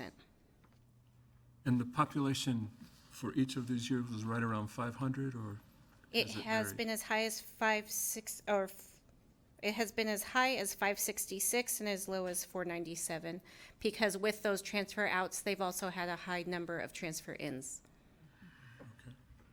Thank you. Other questions, board members? Yes, Board Member Montoya Cordova. Also for Associate Superintendent Blakey, I just have a clarification so you could help me a little bit. You had mentioned that Hawthorne had been described as a model for other schools from the Priority Schools Bureau. Is that from PED? Yes, the Priority Schools Bureau is a department from the PED, which is overseeing the MRI work. Okay. And then my other question was, so when it is been communicated with family members that they had the option to transfer out, can you tell me just a little bit about how that was done? It's a variety. Again, this is my first year working with Hawthorne specifically, but in all of our schools, it's on the individual report that students take home that has their the school grade, and it has the students' data too. And then it's on our website. And usually most schools, and I just can't speak for Hawthorne because I just started working with them in August, will have it in their newsletter and letters home to parents. But everybody gets it in their child report that they take home. And then we have the school choice fair for all students. Board Member Peterson? So, I hope everyone goes to the APS website, go to the board page, go to the agendas, and on there are the letters from Secretary-Designate Ruskowski. Because I think reading that gives insight into how appalling these responses are. I'm just going to read a little bit in case people haven't read it. So, and this is, the starting point is how fraudulent the whole VAM and teacher evaluation system is. That I will bet you that any number of those wonderful National Board Certified teachers who we honored tonight, the Golden Apple recipients, and the Teachers of the Month, any number of them rated on this system are going to be effective, minimally effective, and ineffective. Because how effective you are is based on so many things that have absolutely nothing to do with the quality of teaching that goes on into a classroom. And so to predicate everything in here on that VAM means that, I mean, really and truly, we have got to proceed with the legal challenge. And I want to know what other, based on what Representative Stapleton just said, based on the fact that we have a secretary designate that hasn't even been approved by the Senate, partly because he refused to turn in his own resume for examination. By what authority do they have? It's our community that's paid for those schools. It's our community that uses those schools. And it's not accidental that there is not a single school in this entire nation that's been shut down that's in an affluent neighborhood. The nail on the coffin to struggling economic neighborhoods is to close a school, and they will never reopen, and the charters that may move into them and offer some kind of limited service will never open the door to every child in the community. And so we have got to find every single legal inroad to challenging this. Now, I'm not sure how that lines up with what we do. I mean, I would really like some good legal advice about what does it mean if we really and truly reject this? What standing do we have? How do we proceed? Because I don't have any clarity myself on what that means. The fact is, since 2001, we've had these random targets of never addressing root causes, never investing in schools the way they need to be invested in, of divesting, and then penalizing. I mean, one of the absurdities is that in the initial 8 points that came from the PED, we were told that there were too many assessments. And then we get this proposal that lines up basically weekly testing. This is written, okay, if a teacher who currently teaches at the school earned a rating of highly effective or exemplary, but then earns a rating of lower than highly effective, it's not talking about any teacher that gets recruited and coming. It's only talking about the teachers who have already committed to being in those schools. They earn a rating of lower than highly effective, they're going to be placed on peer assistance and review. A good plan for teachers who actually are struggling and to need it. A really rotten plan for teachers who are good teachers and working collaboratively with their colleagues. And then it goes on to say in Secretary-Designate Ruskowski's response, any teacher placed on par that does not meet the district's identified target of 1 year of growth within each semester for an increase of 2 grade levels per year for every student who is not on grade level will then be, removed. Bottom line, removed. That's for Los Padillas and for Whittier. I mean, in some ways, Hawthorne is better because Hawthorne, we can simply implement the plan. Except that then you read the Whittier plan, or the Hawthorne plan, with no additional funding, APS is responsible for providing transportation to those families to any school they choose for their entire elementary school career, with no additional funding for the district, which plays into this other narrative of we have more than enough money, the reality of how we've been divested from education over the last 10 to 15 years is totally ignored.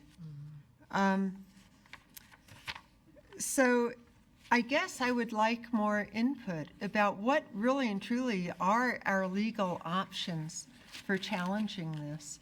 We did, in good faith, a good plan, a plan that we can be proud of, a plan that should be implemented for every school in the district.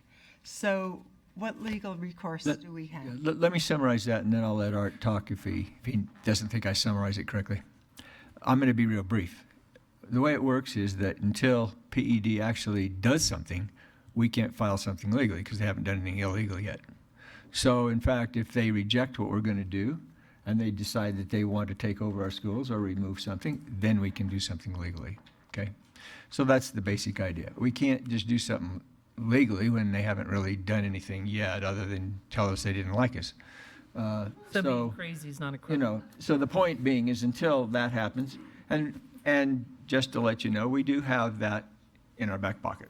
Mm-hmm. So, but we're going to try to work. We're trying to work the best we can with them. But if in fact they actually reject what we're saying here and decide they're going to remove people or going to do whatever, then that becomes a legal issue to us, okay? You understand? So when that happens, or if that happens, or if whatever, then we would have a legal response to that. If Art has other things to add, great. Thank you. Okay. Just wanted to be real clear that, the legal option depends upon what they do. But we do have that thought through. So this audience needs to know that. Okay, other questions? Board Member Armijo.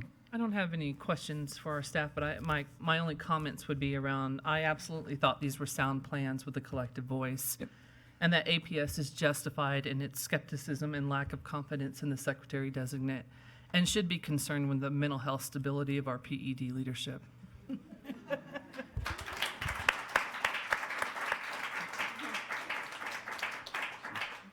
Very nicely stated. Other board members? Board Member Miller again. Yes. So Art, can you tell me about the supremacy clause? What trumps what?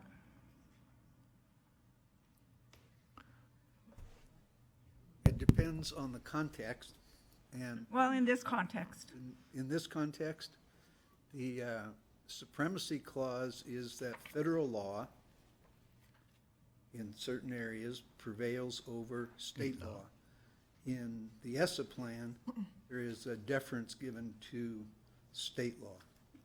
Right, so what I read when I was reading all about ESSA is when it comes to exiting out of, CSI, TSI, whatever, that the exit criteria isn't with ESSA, isn't at the federal level, but it is determined at the state level. Is that correct?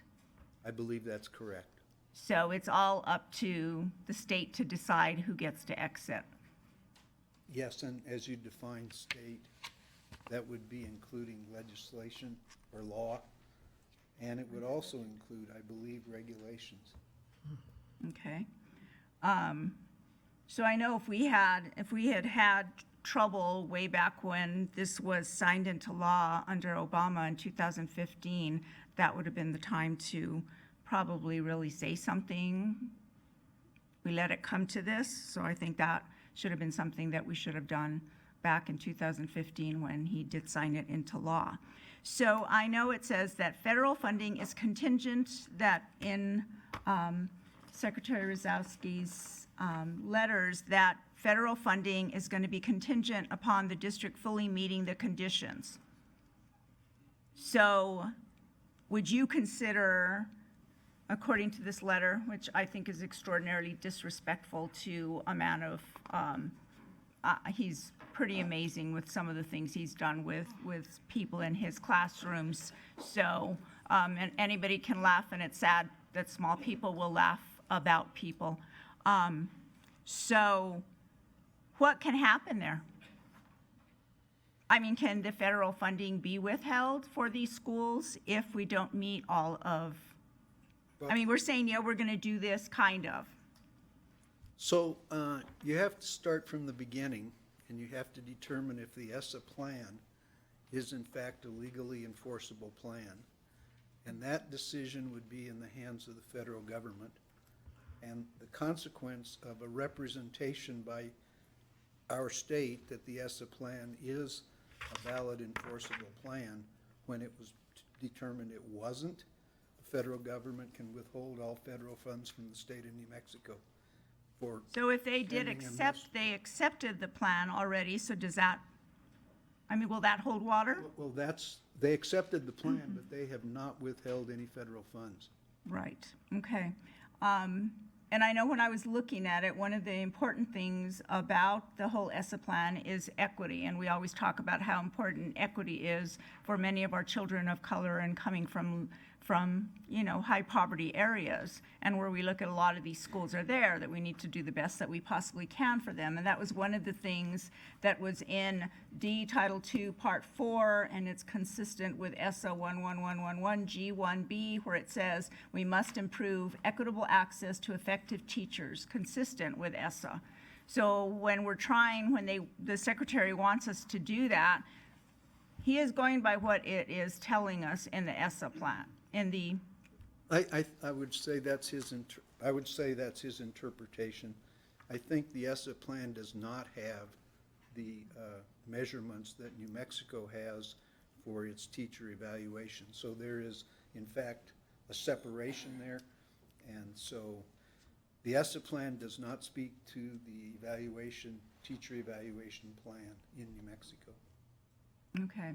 And I mean, I know that part of all 50 states' plans is grading of schools. Some are done A through F, some are done with stars, some are done with, targets, colors, and then some use the designations comprehensive support.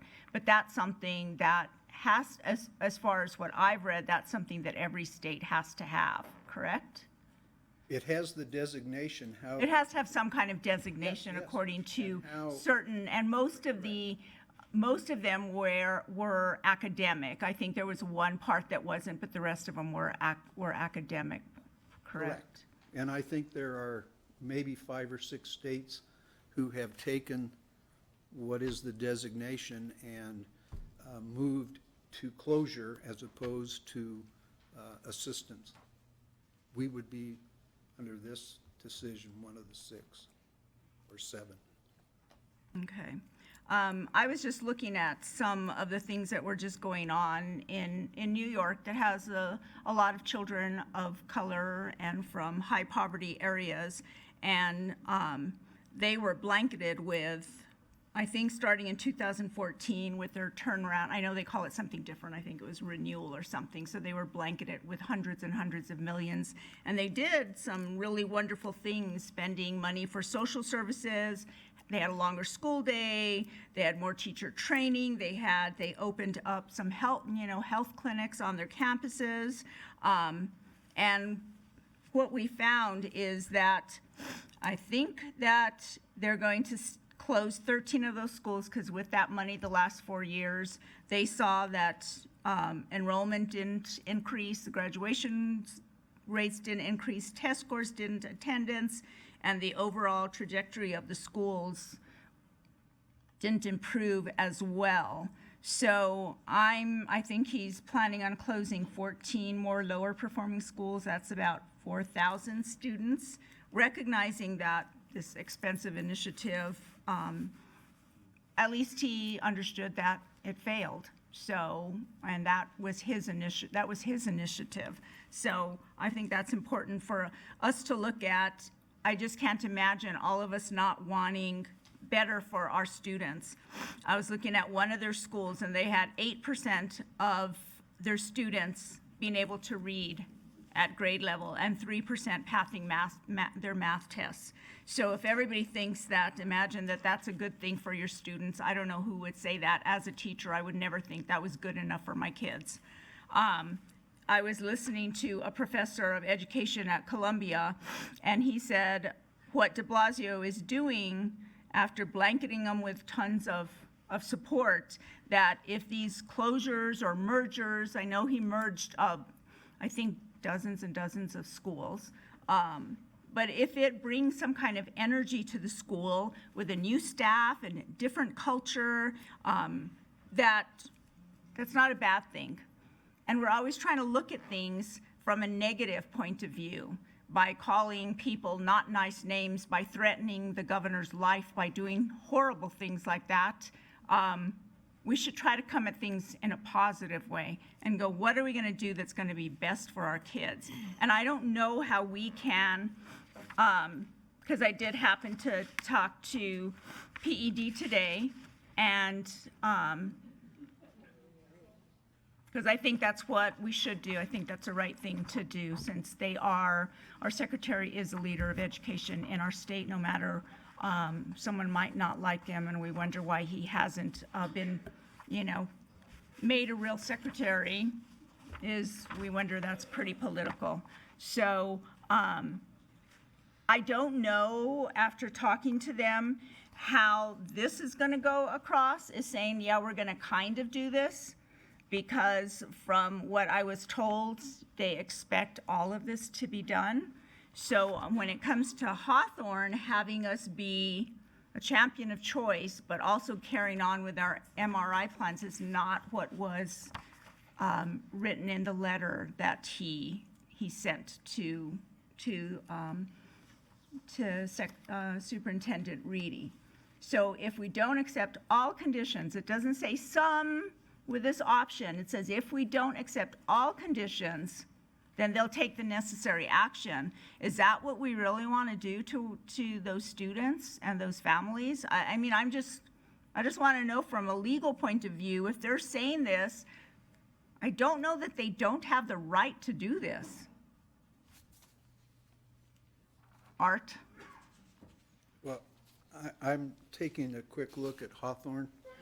The interesting thing is the direction is to provide the champion and provide choice Correct. option. Of which And- one of them is ours. And it does not say you are prohibited from doing anything else. So you can do could do one, two two, options. you You can could do the do- redesign and you can do As a the school choice. district, you could do what you think is best, as long as under this methodology, you make certain that the parents know they have a choice. So I would say that there's no prohibition in the letter. Okay.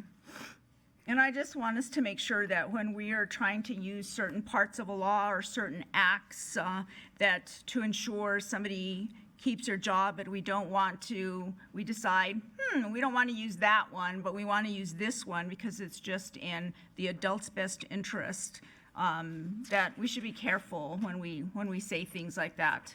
All I want is what's best for the kids. Personally, I wouldn't want to have the secretary's job. I think that would be a really hard thing to do.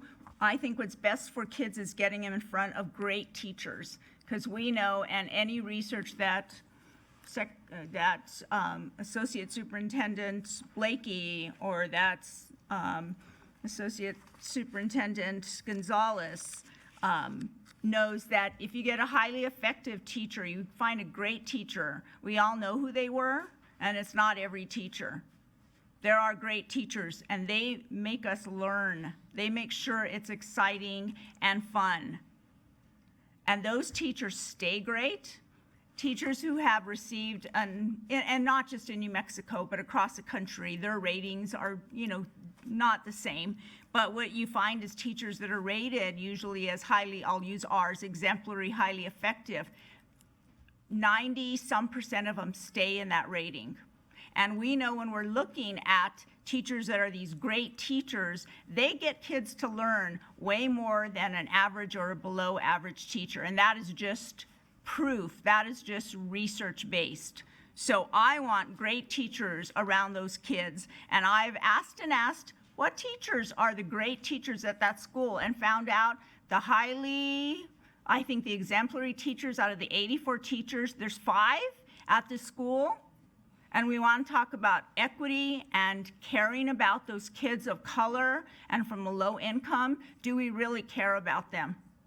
So if I could say, I think that it's interesting that this whole analysis around the rating that is given to a teacher is actually. And I think it's a little flawed personally myself. I wish I could come out with a perfect one, because I think when we say there's a problem, we should come with a solution. I haven't been able to figure out a better way to do it, because I think as for teachers out there, I think it's not perfect. But if we're going to complain about something, then we should come with a solution and find a great one. I'm sure somebody can. So just as you say that, I don't disagree at all. Great teachers are great teachers. The irony is that the data that was presented in that lawsuit that is referred to indicates that there is up and down, and exemplary teachers, in fact, do not always stay exemplary, and below average teachers become exemplary, and that's part of the analysis that I think may end up being something that the presiding judge either tells us to do or guides PED and school districts to do, because they're human beings and circumstances change. Yes, we're flawed. So I don't. I just think this letter is disrespectful. That's just my opinion. I think there's always a way to be nice and to respect people for. From my point of view, I hope that happens. The olive branch has been extended to the secretary, and there's an opportunity not to be disrespectful, but to say, how can we work together? So I hope that happens. I'm an optimist, and I don't have, in fact, I've only met the secretary once for about 10 seconds. So I have nothing for or against him. I just hope, I'm an optimist, and I hope it works. Yeah, we have to believe in the best in people, that they have the, if you're a Secretary of Education, we're hoping that we have the.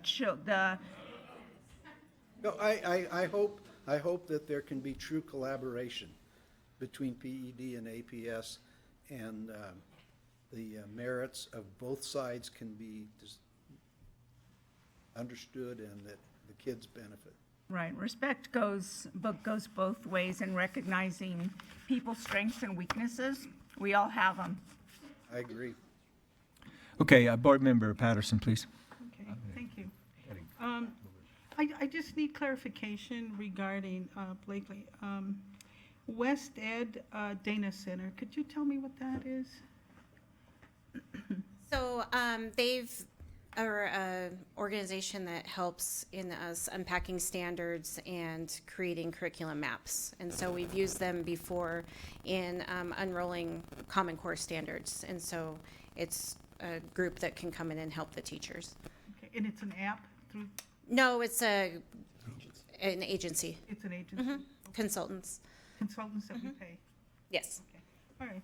And the other thing I wanted to say is that I truly believe that these 3 letters were really fraudulent, because the Chris, or the secretary designate, signed it as cabinet secretary, so to me, they're fraudulent to begin with.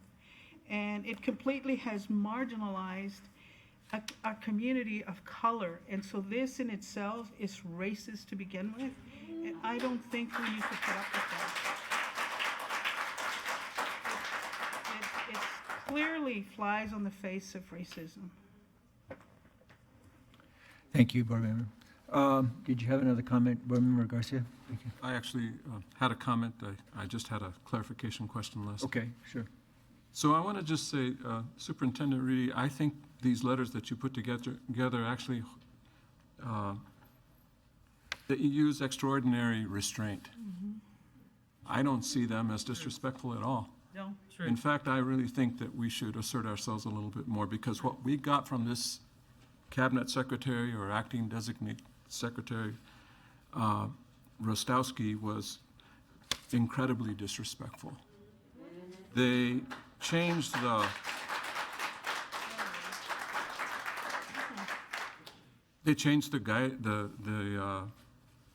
guidelines that they initially gave us over and over again. And I think that the Secretary Rostowski has been absolutely disrespectful towards this board. You don't meet with one board member and expect that you have a sense of the Board of Education. This Board of Education was elected. We were all elected. We each have 1/7 of say in coming up with a direction of where we go and what we decide. And what we decide is actually a recommendation to the superintendent. You run the district, we don't. But we do have a sense of what our communities think. And I've been out for the last 9 years, 10 years, on the board, talking to poor people who go to these so-called F schools. I don't believe we have F schools. I think we have schools that are struggling for all kinds of reasons, some of which boils down to what a young person can do on a test. But it's not just the test that determines whether or not a teacher is effective or a school is an A or an F. You know, I think that reasoning is flawed, has been flawed from the get-go. And unfortunately, I was involved in the ESSA discussions, like the superintendent, and a lot of you went to those discussions, at least 4 or 5 of them. And when I went, I gave input, I listened, I suggested comments that would help develop a good ESSA plan. None of those comments, by the way, were incorporated into that ESSA plan. What they came up with and how they came up with it is beyond me. we had so many people there, and we worked hard to collaborate, to work together with this administration. So I just have to, do a reality check here and say, I don't think we're being disrespectful at all. In fact, I think it's time that we assert ourselves and that we say, no, we're not going to play. Thank you. I beg to differ. I would like to, Dr. Piercy, can I have a question, I have a couple of Okay, questions. a question, And okay. but I just have to say, to call the teachers who are here, who Is there a have question? committed their life, Is there a almost, yes, who have struggled with all of the issues that have confronted, and to call them small because of the frustration that they have had in trying to make this work is, I think, and then to turn around and talk about respect or lack thereof is hard to listen to. That said, I want to know, I need to know. Guys, can we just keep it down a little? We do want to get through this, and I know what you guys are feeling, okay? But let's keep it a little bit quiet, okay? And let us finish here, okay? Go ahead. I do need to know, I mean, this is a serious issue. Everything that we have submitted has come back to us with new qualifiers, with new demands, whether it was how we were going to staff schools or what the Genius Hour, when we know that the issue, so when the issue is opportunity and enrichment that kids need, every time we followed the guidelines, submitted it, and then had it rejected with additional demands. And so my question is, as I look at this, if we say, yeah, we'll work at complying with Champion and provide choice, how do we have any sense that what we do will not be overridden? You know, we can say, yeah, this is an opportunity, but here's what we are committed to for your school. We have a good plan. We know that by holding on to committed staff, having the opportunities for staff and for children to move forward at Hawthorne, how do we know that it's not going to be just overridden again with somehow not having complied with someone's nonspecific ideas of what it means to offer choice? And the same thing with Whittier and with Los Padillas. I mean, how do we have any sense, because there's never been a roadmap? We have gone to ESSA. I mean, Dr. Blakey, Dr. Gonzalez, I know, have gone through the law, gone through what has been in the ESSA proposal, crafted our submission so that it would comply with ESSA, and it's been turned down. So I need to know how I'm going to vote on this, because I really don't. I don't know what, I mean, I can listen. I think that the letters, the response letters were from our superintendent were written with good intention. I don't know how I can vote if we have no sense of what the response is going to be. And then what recourse do we have? And that is a specific question. I'll answer that very simply. We have a legal recourse if they, in fact, decide to do something else.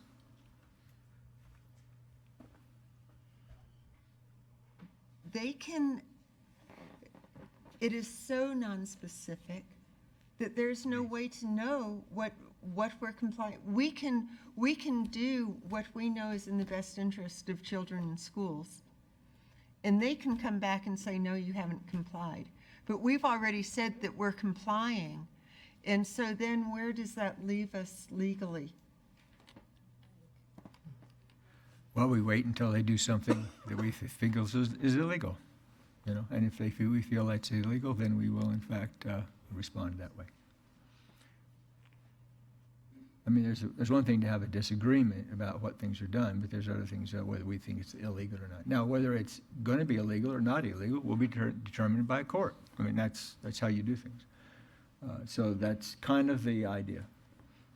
I mean, from the point of view of what we're trying to do. We're trying to do the best we can in terms of saying, okay, we'll try another shot at this. We'll see if we can do this with some collaboration, but we think there's some things here that are probably unreasonable. And if they don't want to follow that and want to do something we consider to be illegal on the basis of that, then we will have to respond to that.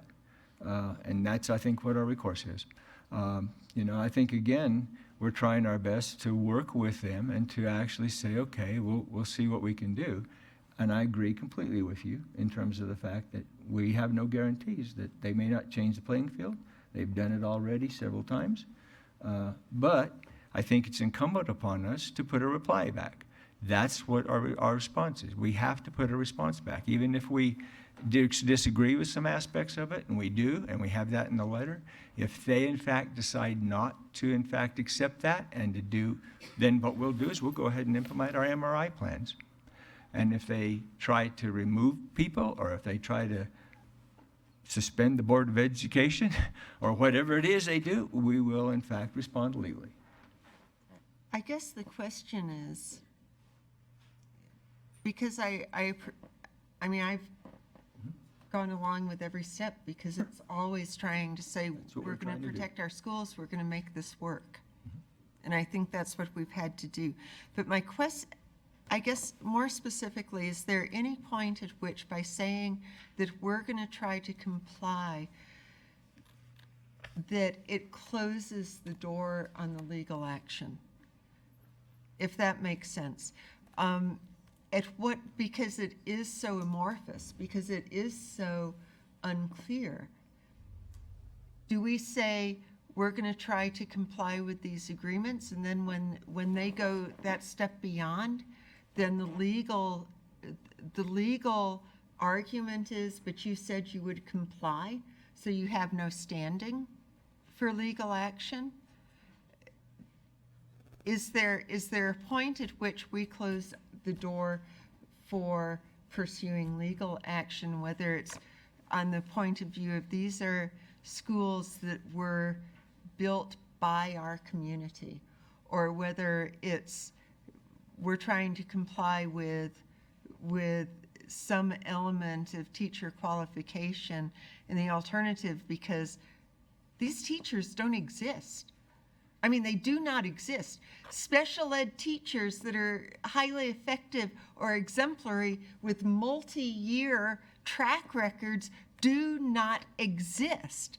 Dual language teachers that have multi-year track records of being highly effective or exemplary do not exist. And so then who's staffing our schools? At what point do we...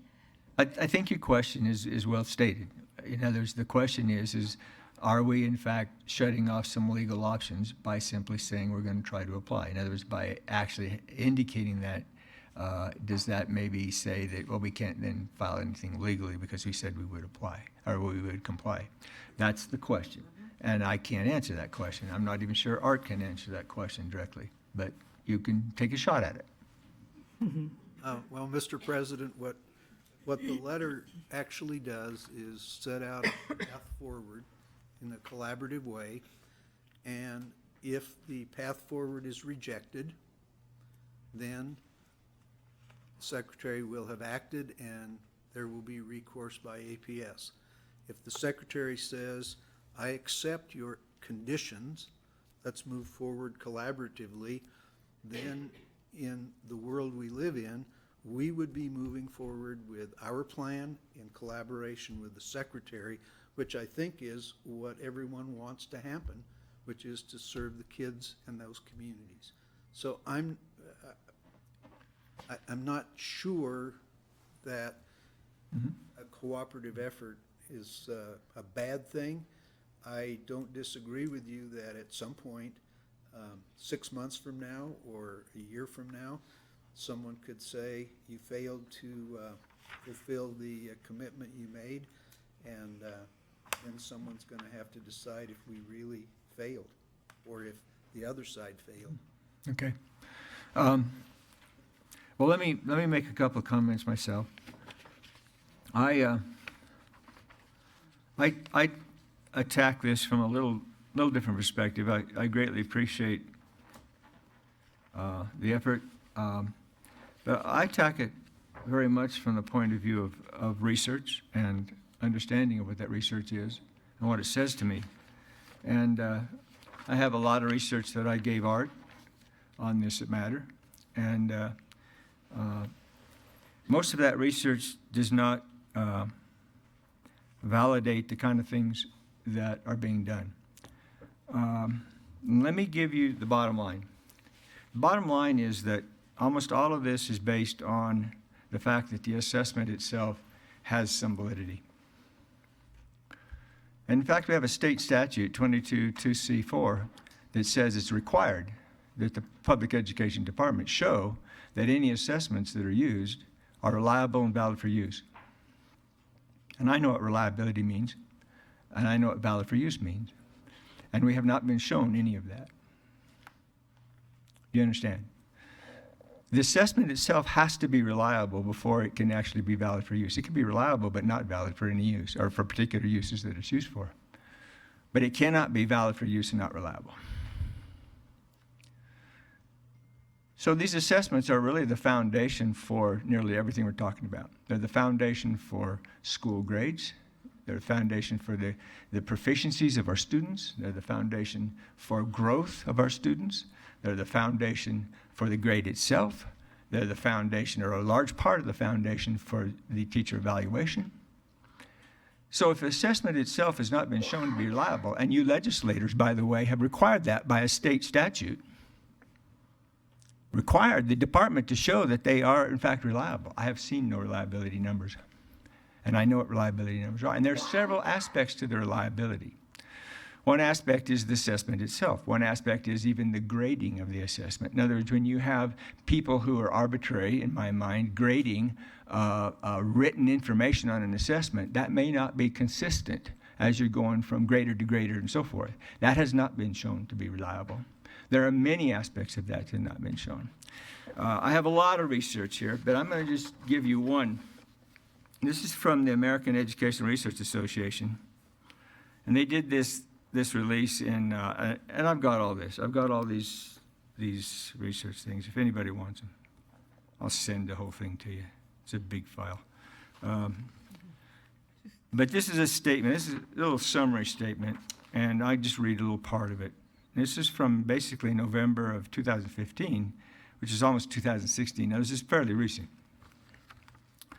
It says, in a statement released today, the American Education Research Association advises those using or considering the use of value-added models about the scientific and technical limitations of these measures for evaluating educators and programs that prepare teachers. The statement approved by the AERA Council cautions against the use of VAM for high-stakes decisions regarding educators. In recent years, many states and districts have attempted to use VAM to determine the contributions of educators or the programs in which they are trained to student learning outcomes as captured by standardized student tests.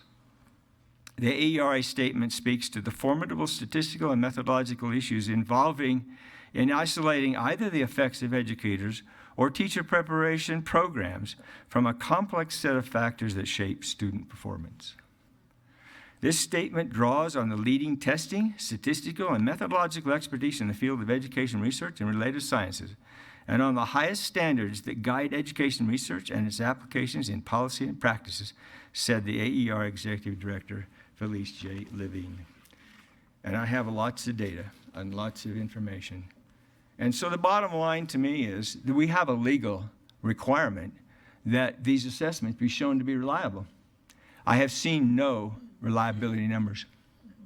Consequently, I could just say right now, you can't use any of this for the way you're using it legally, because it's required in our statute. I don't have to go very much farther than that. Okay? Now, the question is some of this of some value? And the answer is, yeah, I think some of it is of some value. I'm not saying some of it's not of some value. I just say you got to know what it is and how much value you can put in it. That's why we do this. That's why we do research. That's why we look at this information, guys. And if anybody wants to challenge me on this, I'll be more than happy. I'd be more than happy to talk to them about it. If you want to talk about what evidence-based means versus evidence-informed, I'd be more than happy to talk to you about that terminology. Because evidence-based means there's statistical validation of it. There's no statistical validation of it. And in fact, we have lots of research that says that, okay? So now the question is, well, I don't want to argue about this. I just want to do something better. I want to do something that's valuable. I want to do something that helps our kids. I want to do something that makes the education worthwhile here. I think we all agree great teachers is what we want to have.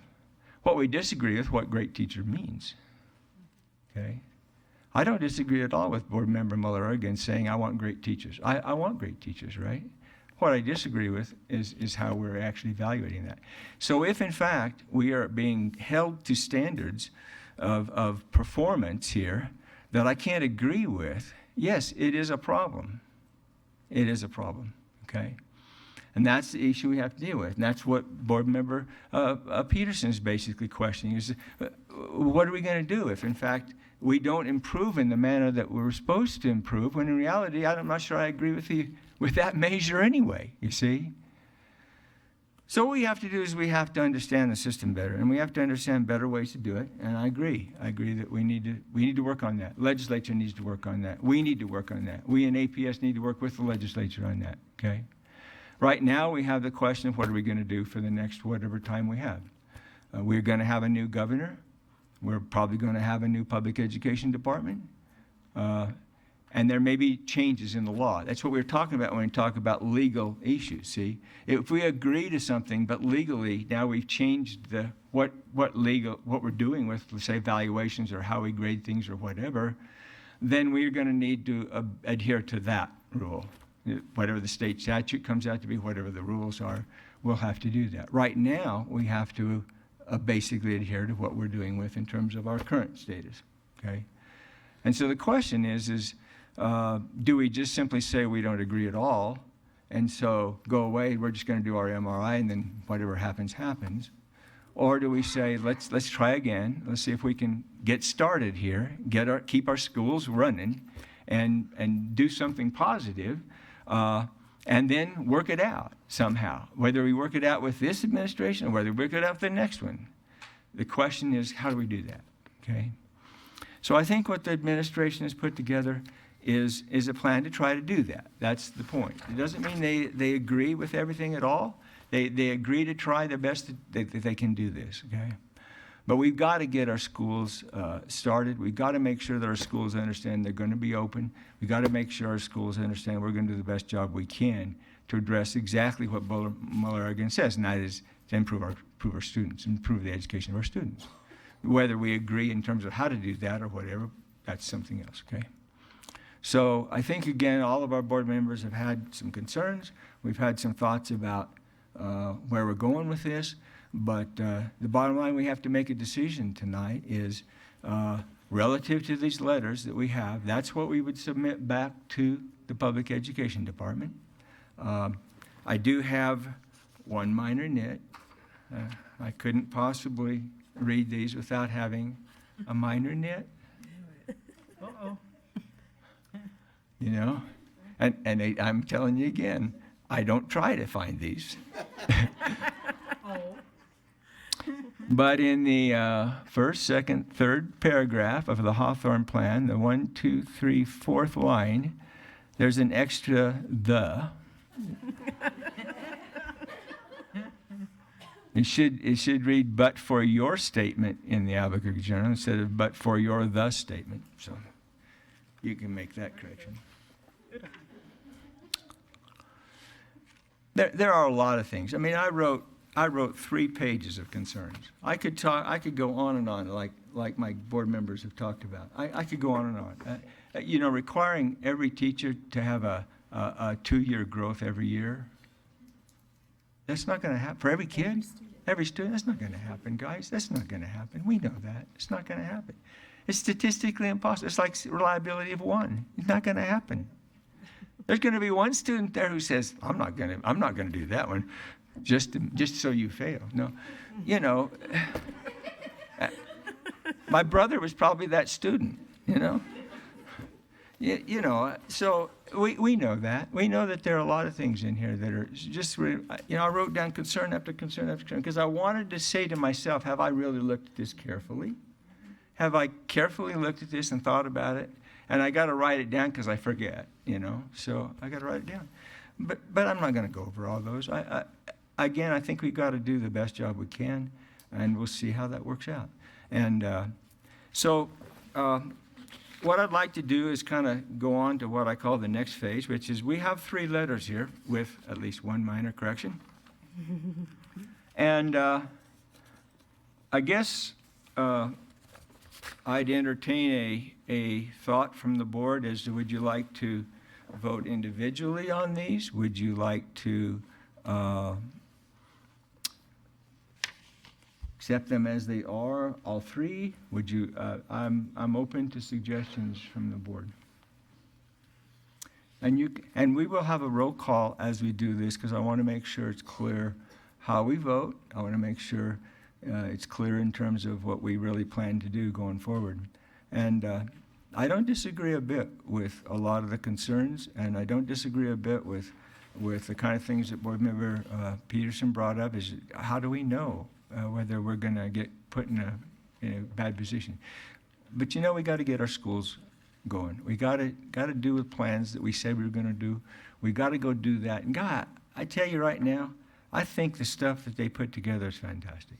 I have looked at the research. I've listened to Jeannie Oakes. You mentioned Jeannie Oakes, and everything she stated was right there in the plan. She talked about the Genius Hour as being a really unique thing. And our Genius Hour, by the way, is being taught by the teacher. In other words, led by the teacher. It is an extra hour of instruction as well as being in what I call experiential learning.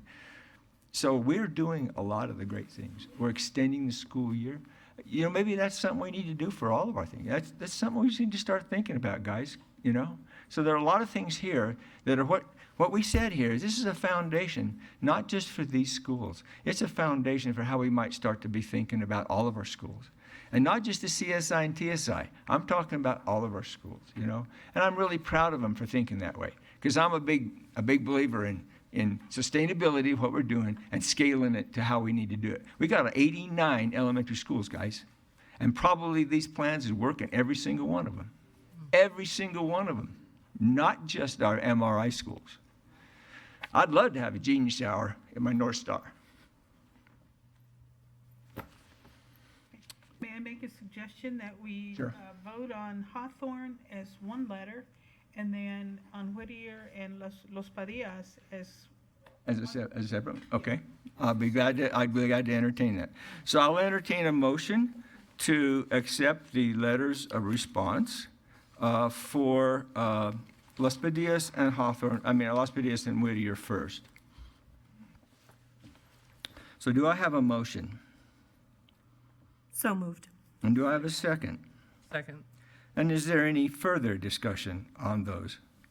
Do we have, can we have from our legal counsel any response to the question? I appreciate everything that Dr. Piercy has said, but I would still really like a Doesn't blame me. response. It's okay. I wouldn't blame me either. I mean, it's a serious question. It is a serious It question. impacts whether or not I can support it. Yep. And I do support the intent, absolutely. Yeah. I And- support the intent. Yeah, and let me clarify too, is that if we vote against this, the question is then what would we actually vote for? And that's another discussion item. I have that on my agenda, in my process, right? If we vote no on whatever we propose, then the question is, okay, board, what are we going to vote for? What are we going to do? And so we may have another discussion here, and we could be here a little longer. And that's a good discussion. But Art? To the best of my ability, let me return to what the Secretary said in his letter, which is that APS by May 4th must accept the conditional approval And if we don't, he will take all available and appropriate actions, including closing the school. So the likelihood of him rejecting it, since we have put additional conditions on it, that's a real possibility, and then we have in a way, we have a straightforward path then. It's not necessarily the path we want, but it's clear what we do at that point. Yes. However, my great hope is that there will be merit seen in working together and Right. navigating through these conditions on both sides. If there is right here in the letter, it says, if they don't like our response, they will take all available and appropriate action, which may include taking the necessary steps to close the school. So I don't know if they want to wait a year before they make that decision, or they want to wait a week or a day. But we will have an answer, and at that point, it will be your turn as a board and with the superintendent's guidance to determine next steps. So we have a timeline, but they do not. Oh, that's interesting. That's all I can tell you is that's what's in the letter. We have to respond by May 4th, and if we do not, we're going nowhere. To the extent that we are, and I will say this, conditionally accepting the conditional approval, the secretary will have to weigh that carefully. I believe he will, and I think that with some more discussion, he'll understand the merit of what he and APS are going to do together. And also, it mentions that we will, in fact, move forward to implement our plan. So in other words, when we submit this, we are moving forward to implement our plan. That is correct. So we are not going to wait around for a response. We are going to go and implement our plan. So we'll wait and see, and depending upon what the response is, then we'll have to address that. Any other comments? Okay, I'll have a roll call vote on this. Peggy Mola Aragon, No. Barbara Peterson, Yes. Candelaria Patterson, Yes. Elizabeth Armijo, Yes. Dr. David Piercy, Yes. Lorenzo Garcia, Yes.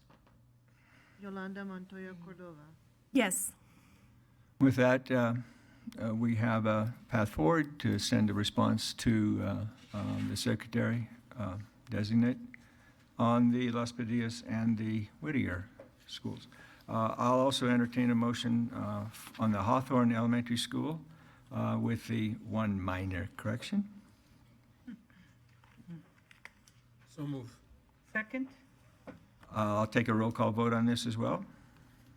Peggy Mola Aragon, No. Barbara Peterson, Yes. Candelaria Patterson, Yes. Elizabeth Armijo, Yes. Lorenzo Garcia, Yes. Yolanda Montoya Cordova, Yes. Dr. David Piercy. Yes.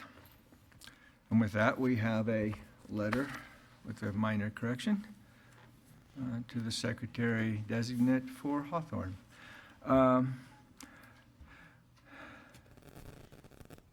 I would like to thank greatly the audience for being here. I want to let you know that this Board of Education is 100% behind our schools. We will, in fact, keep our schools open. We will, in fact, implement plans to improve our schools. And if we have to legally fight for that, we will do that. So.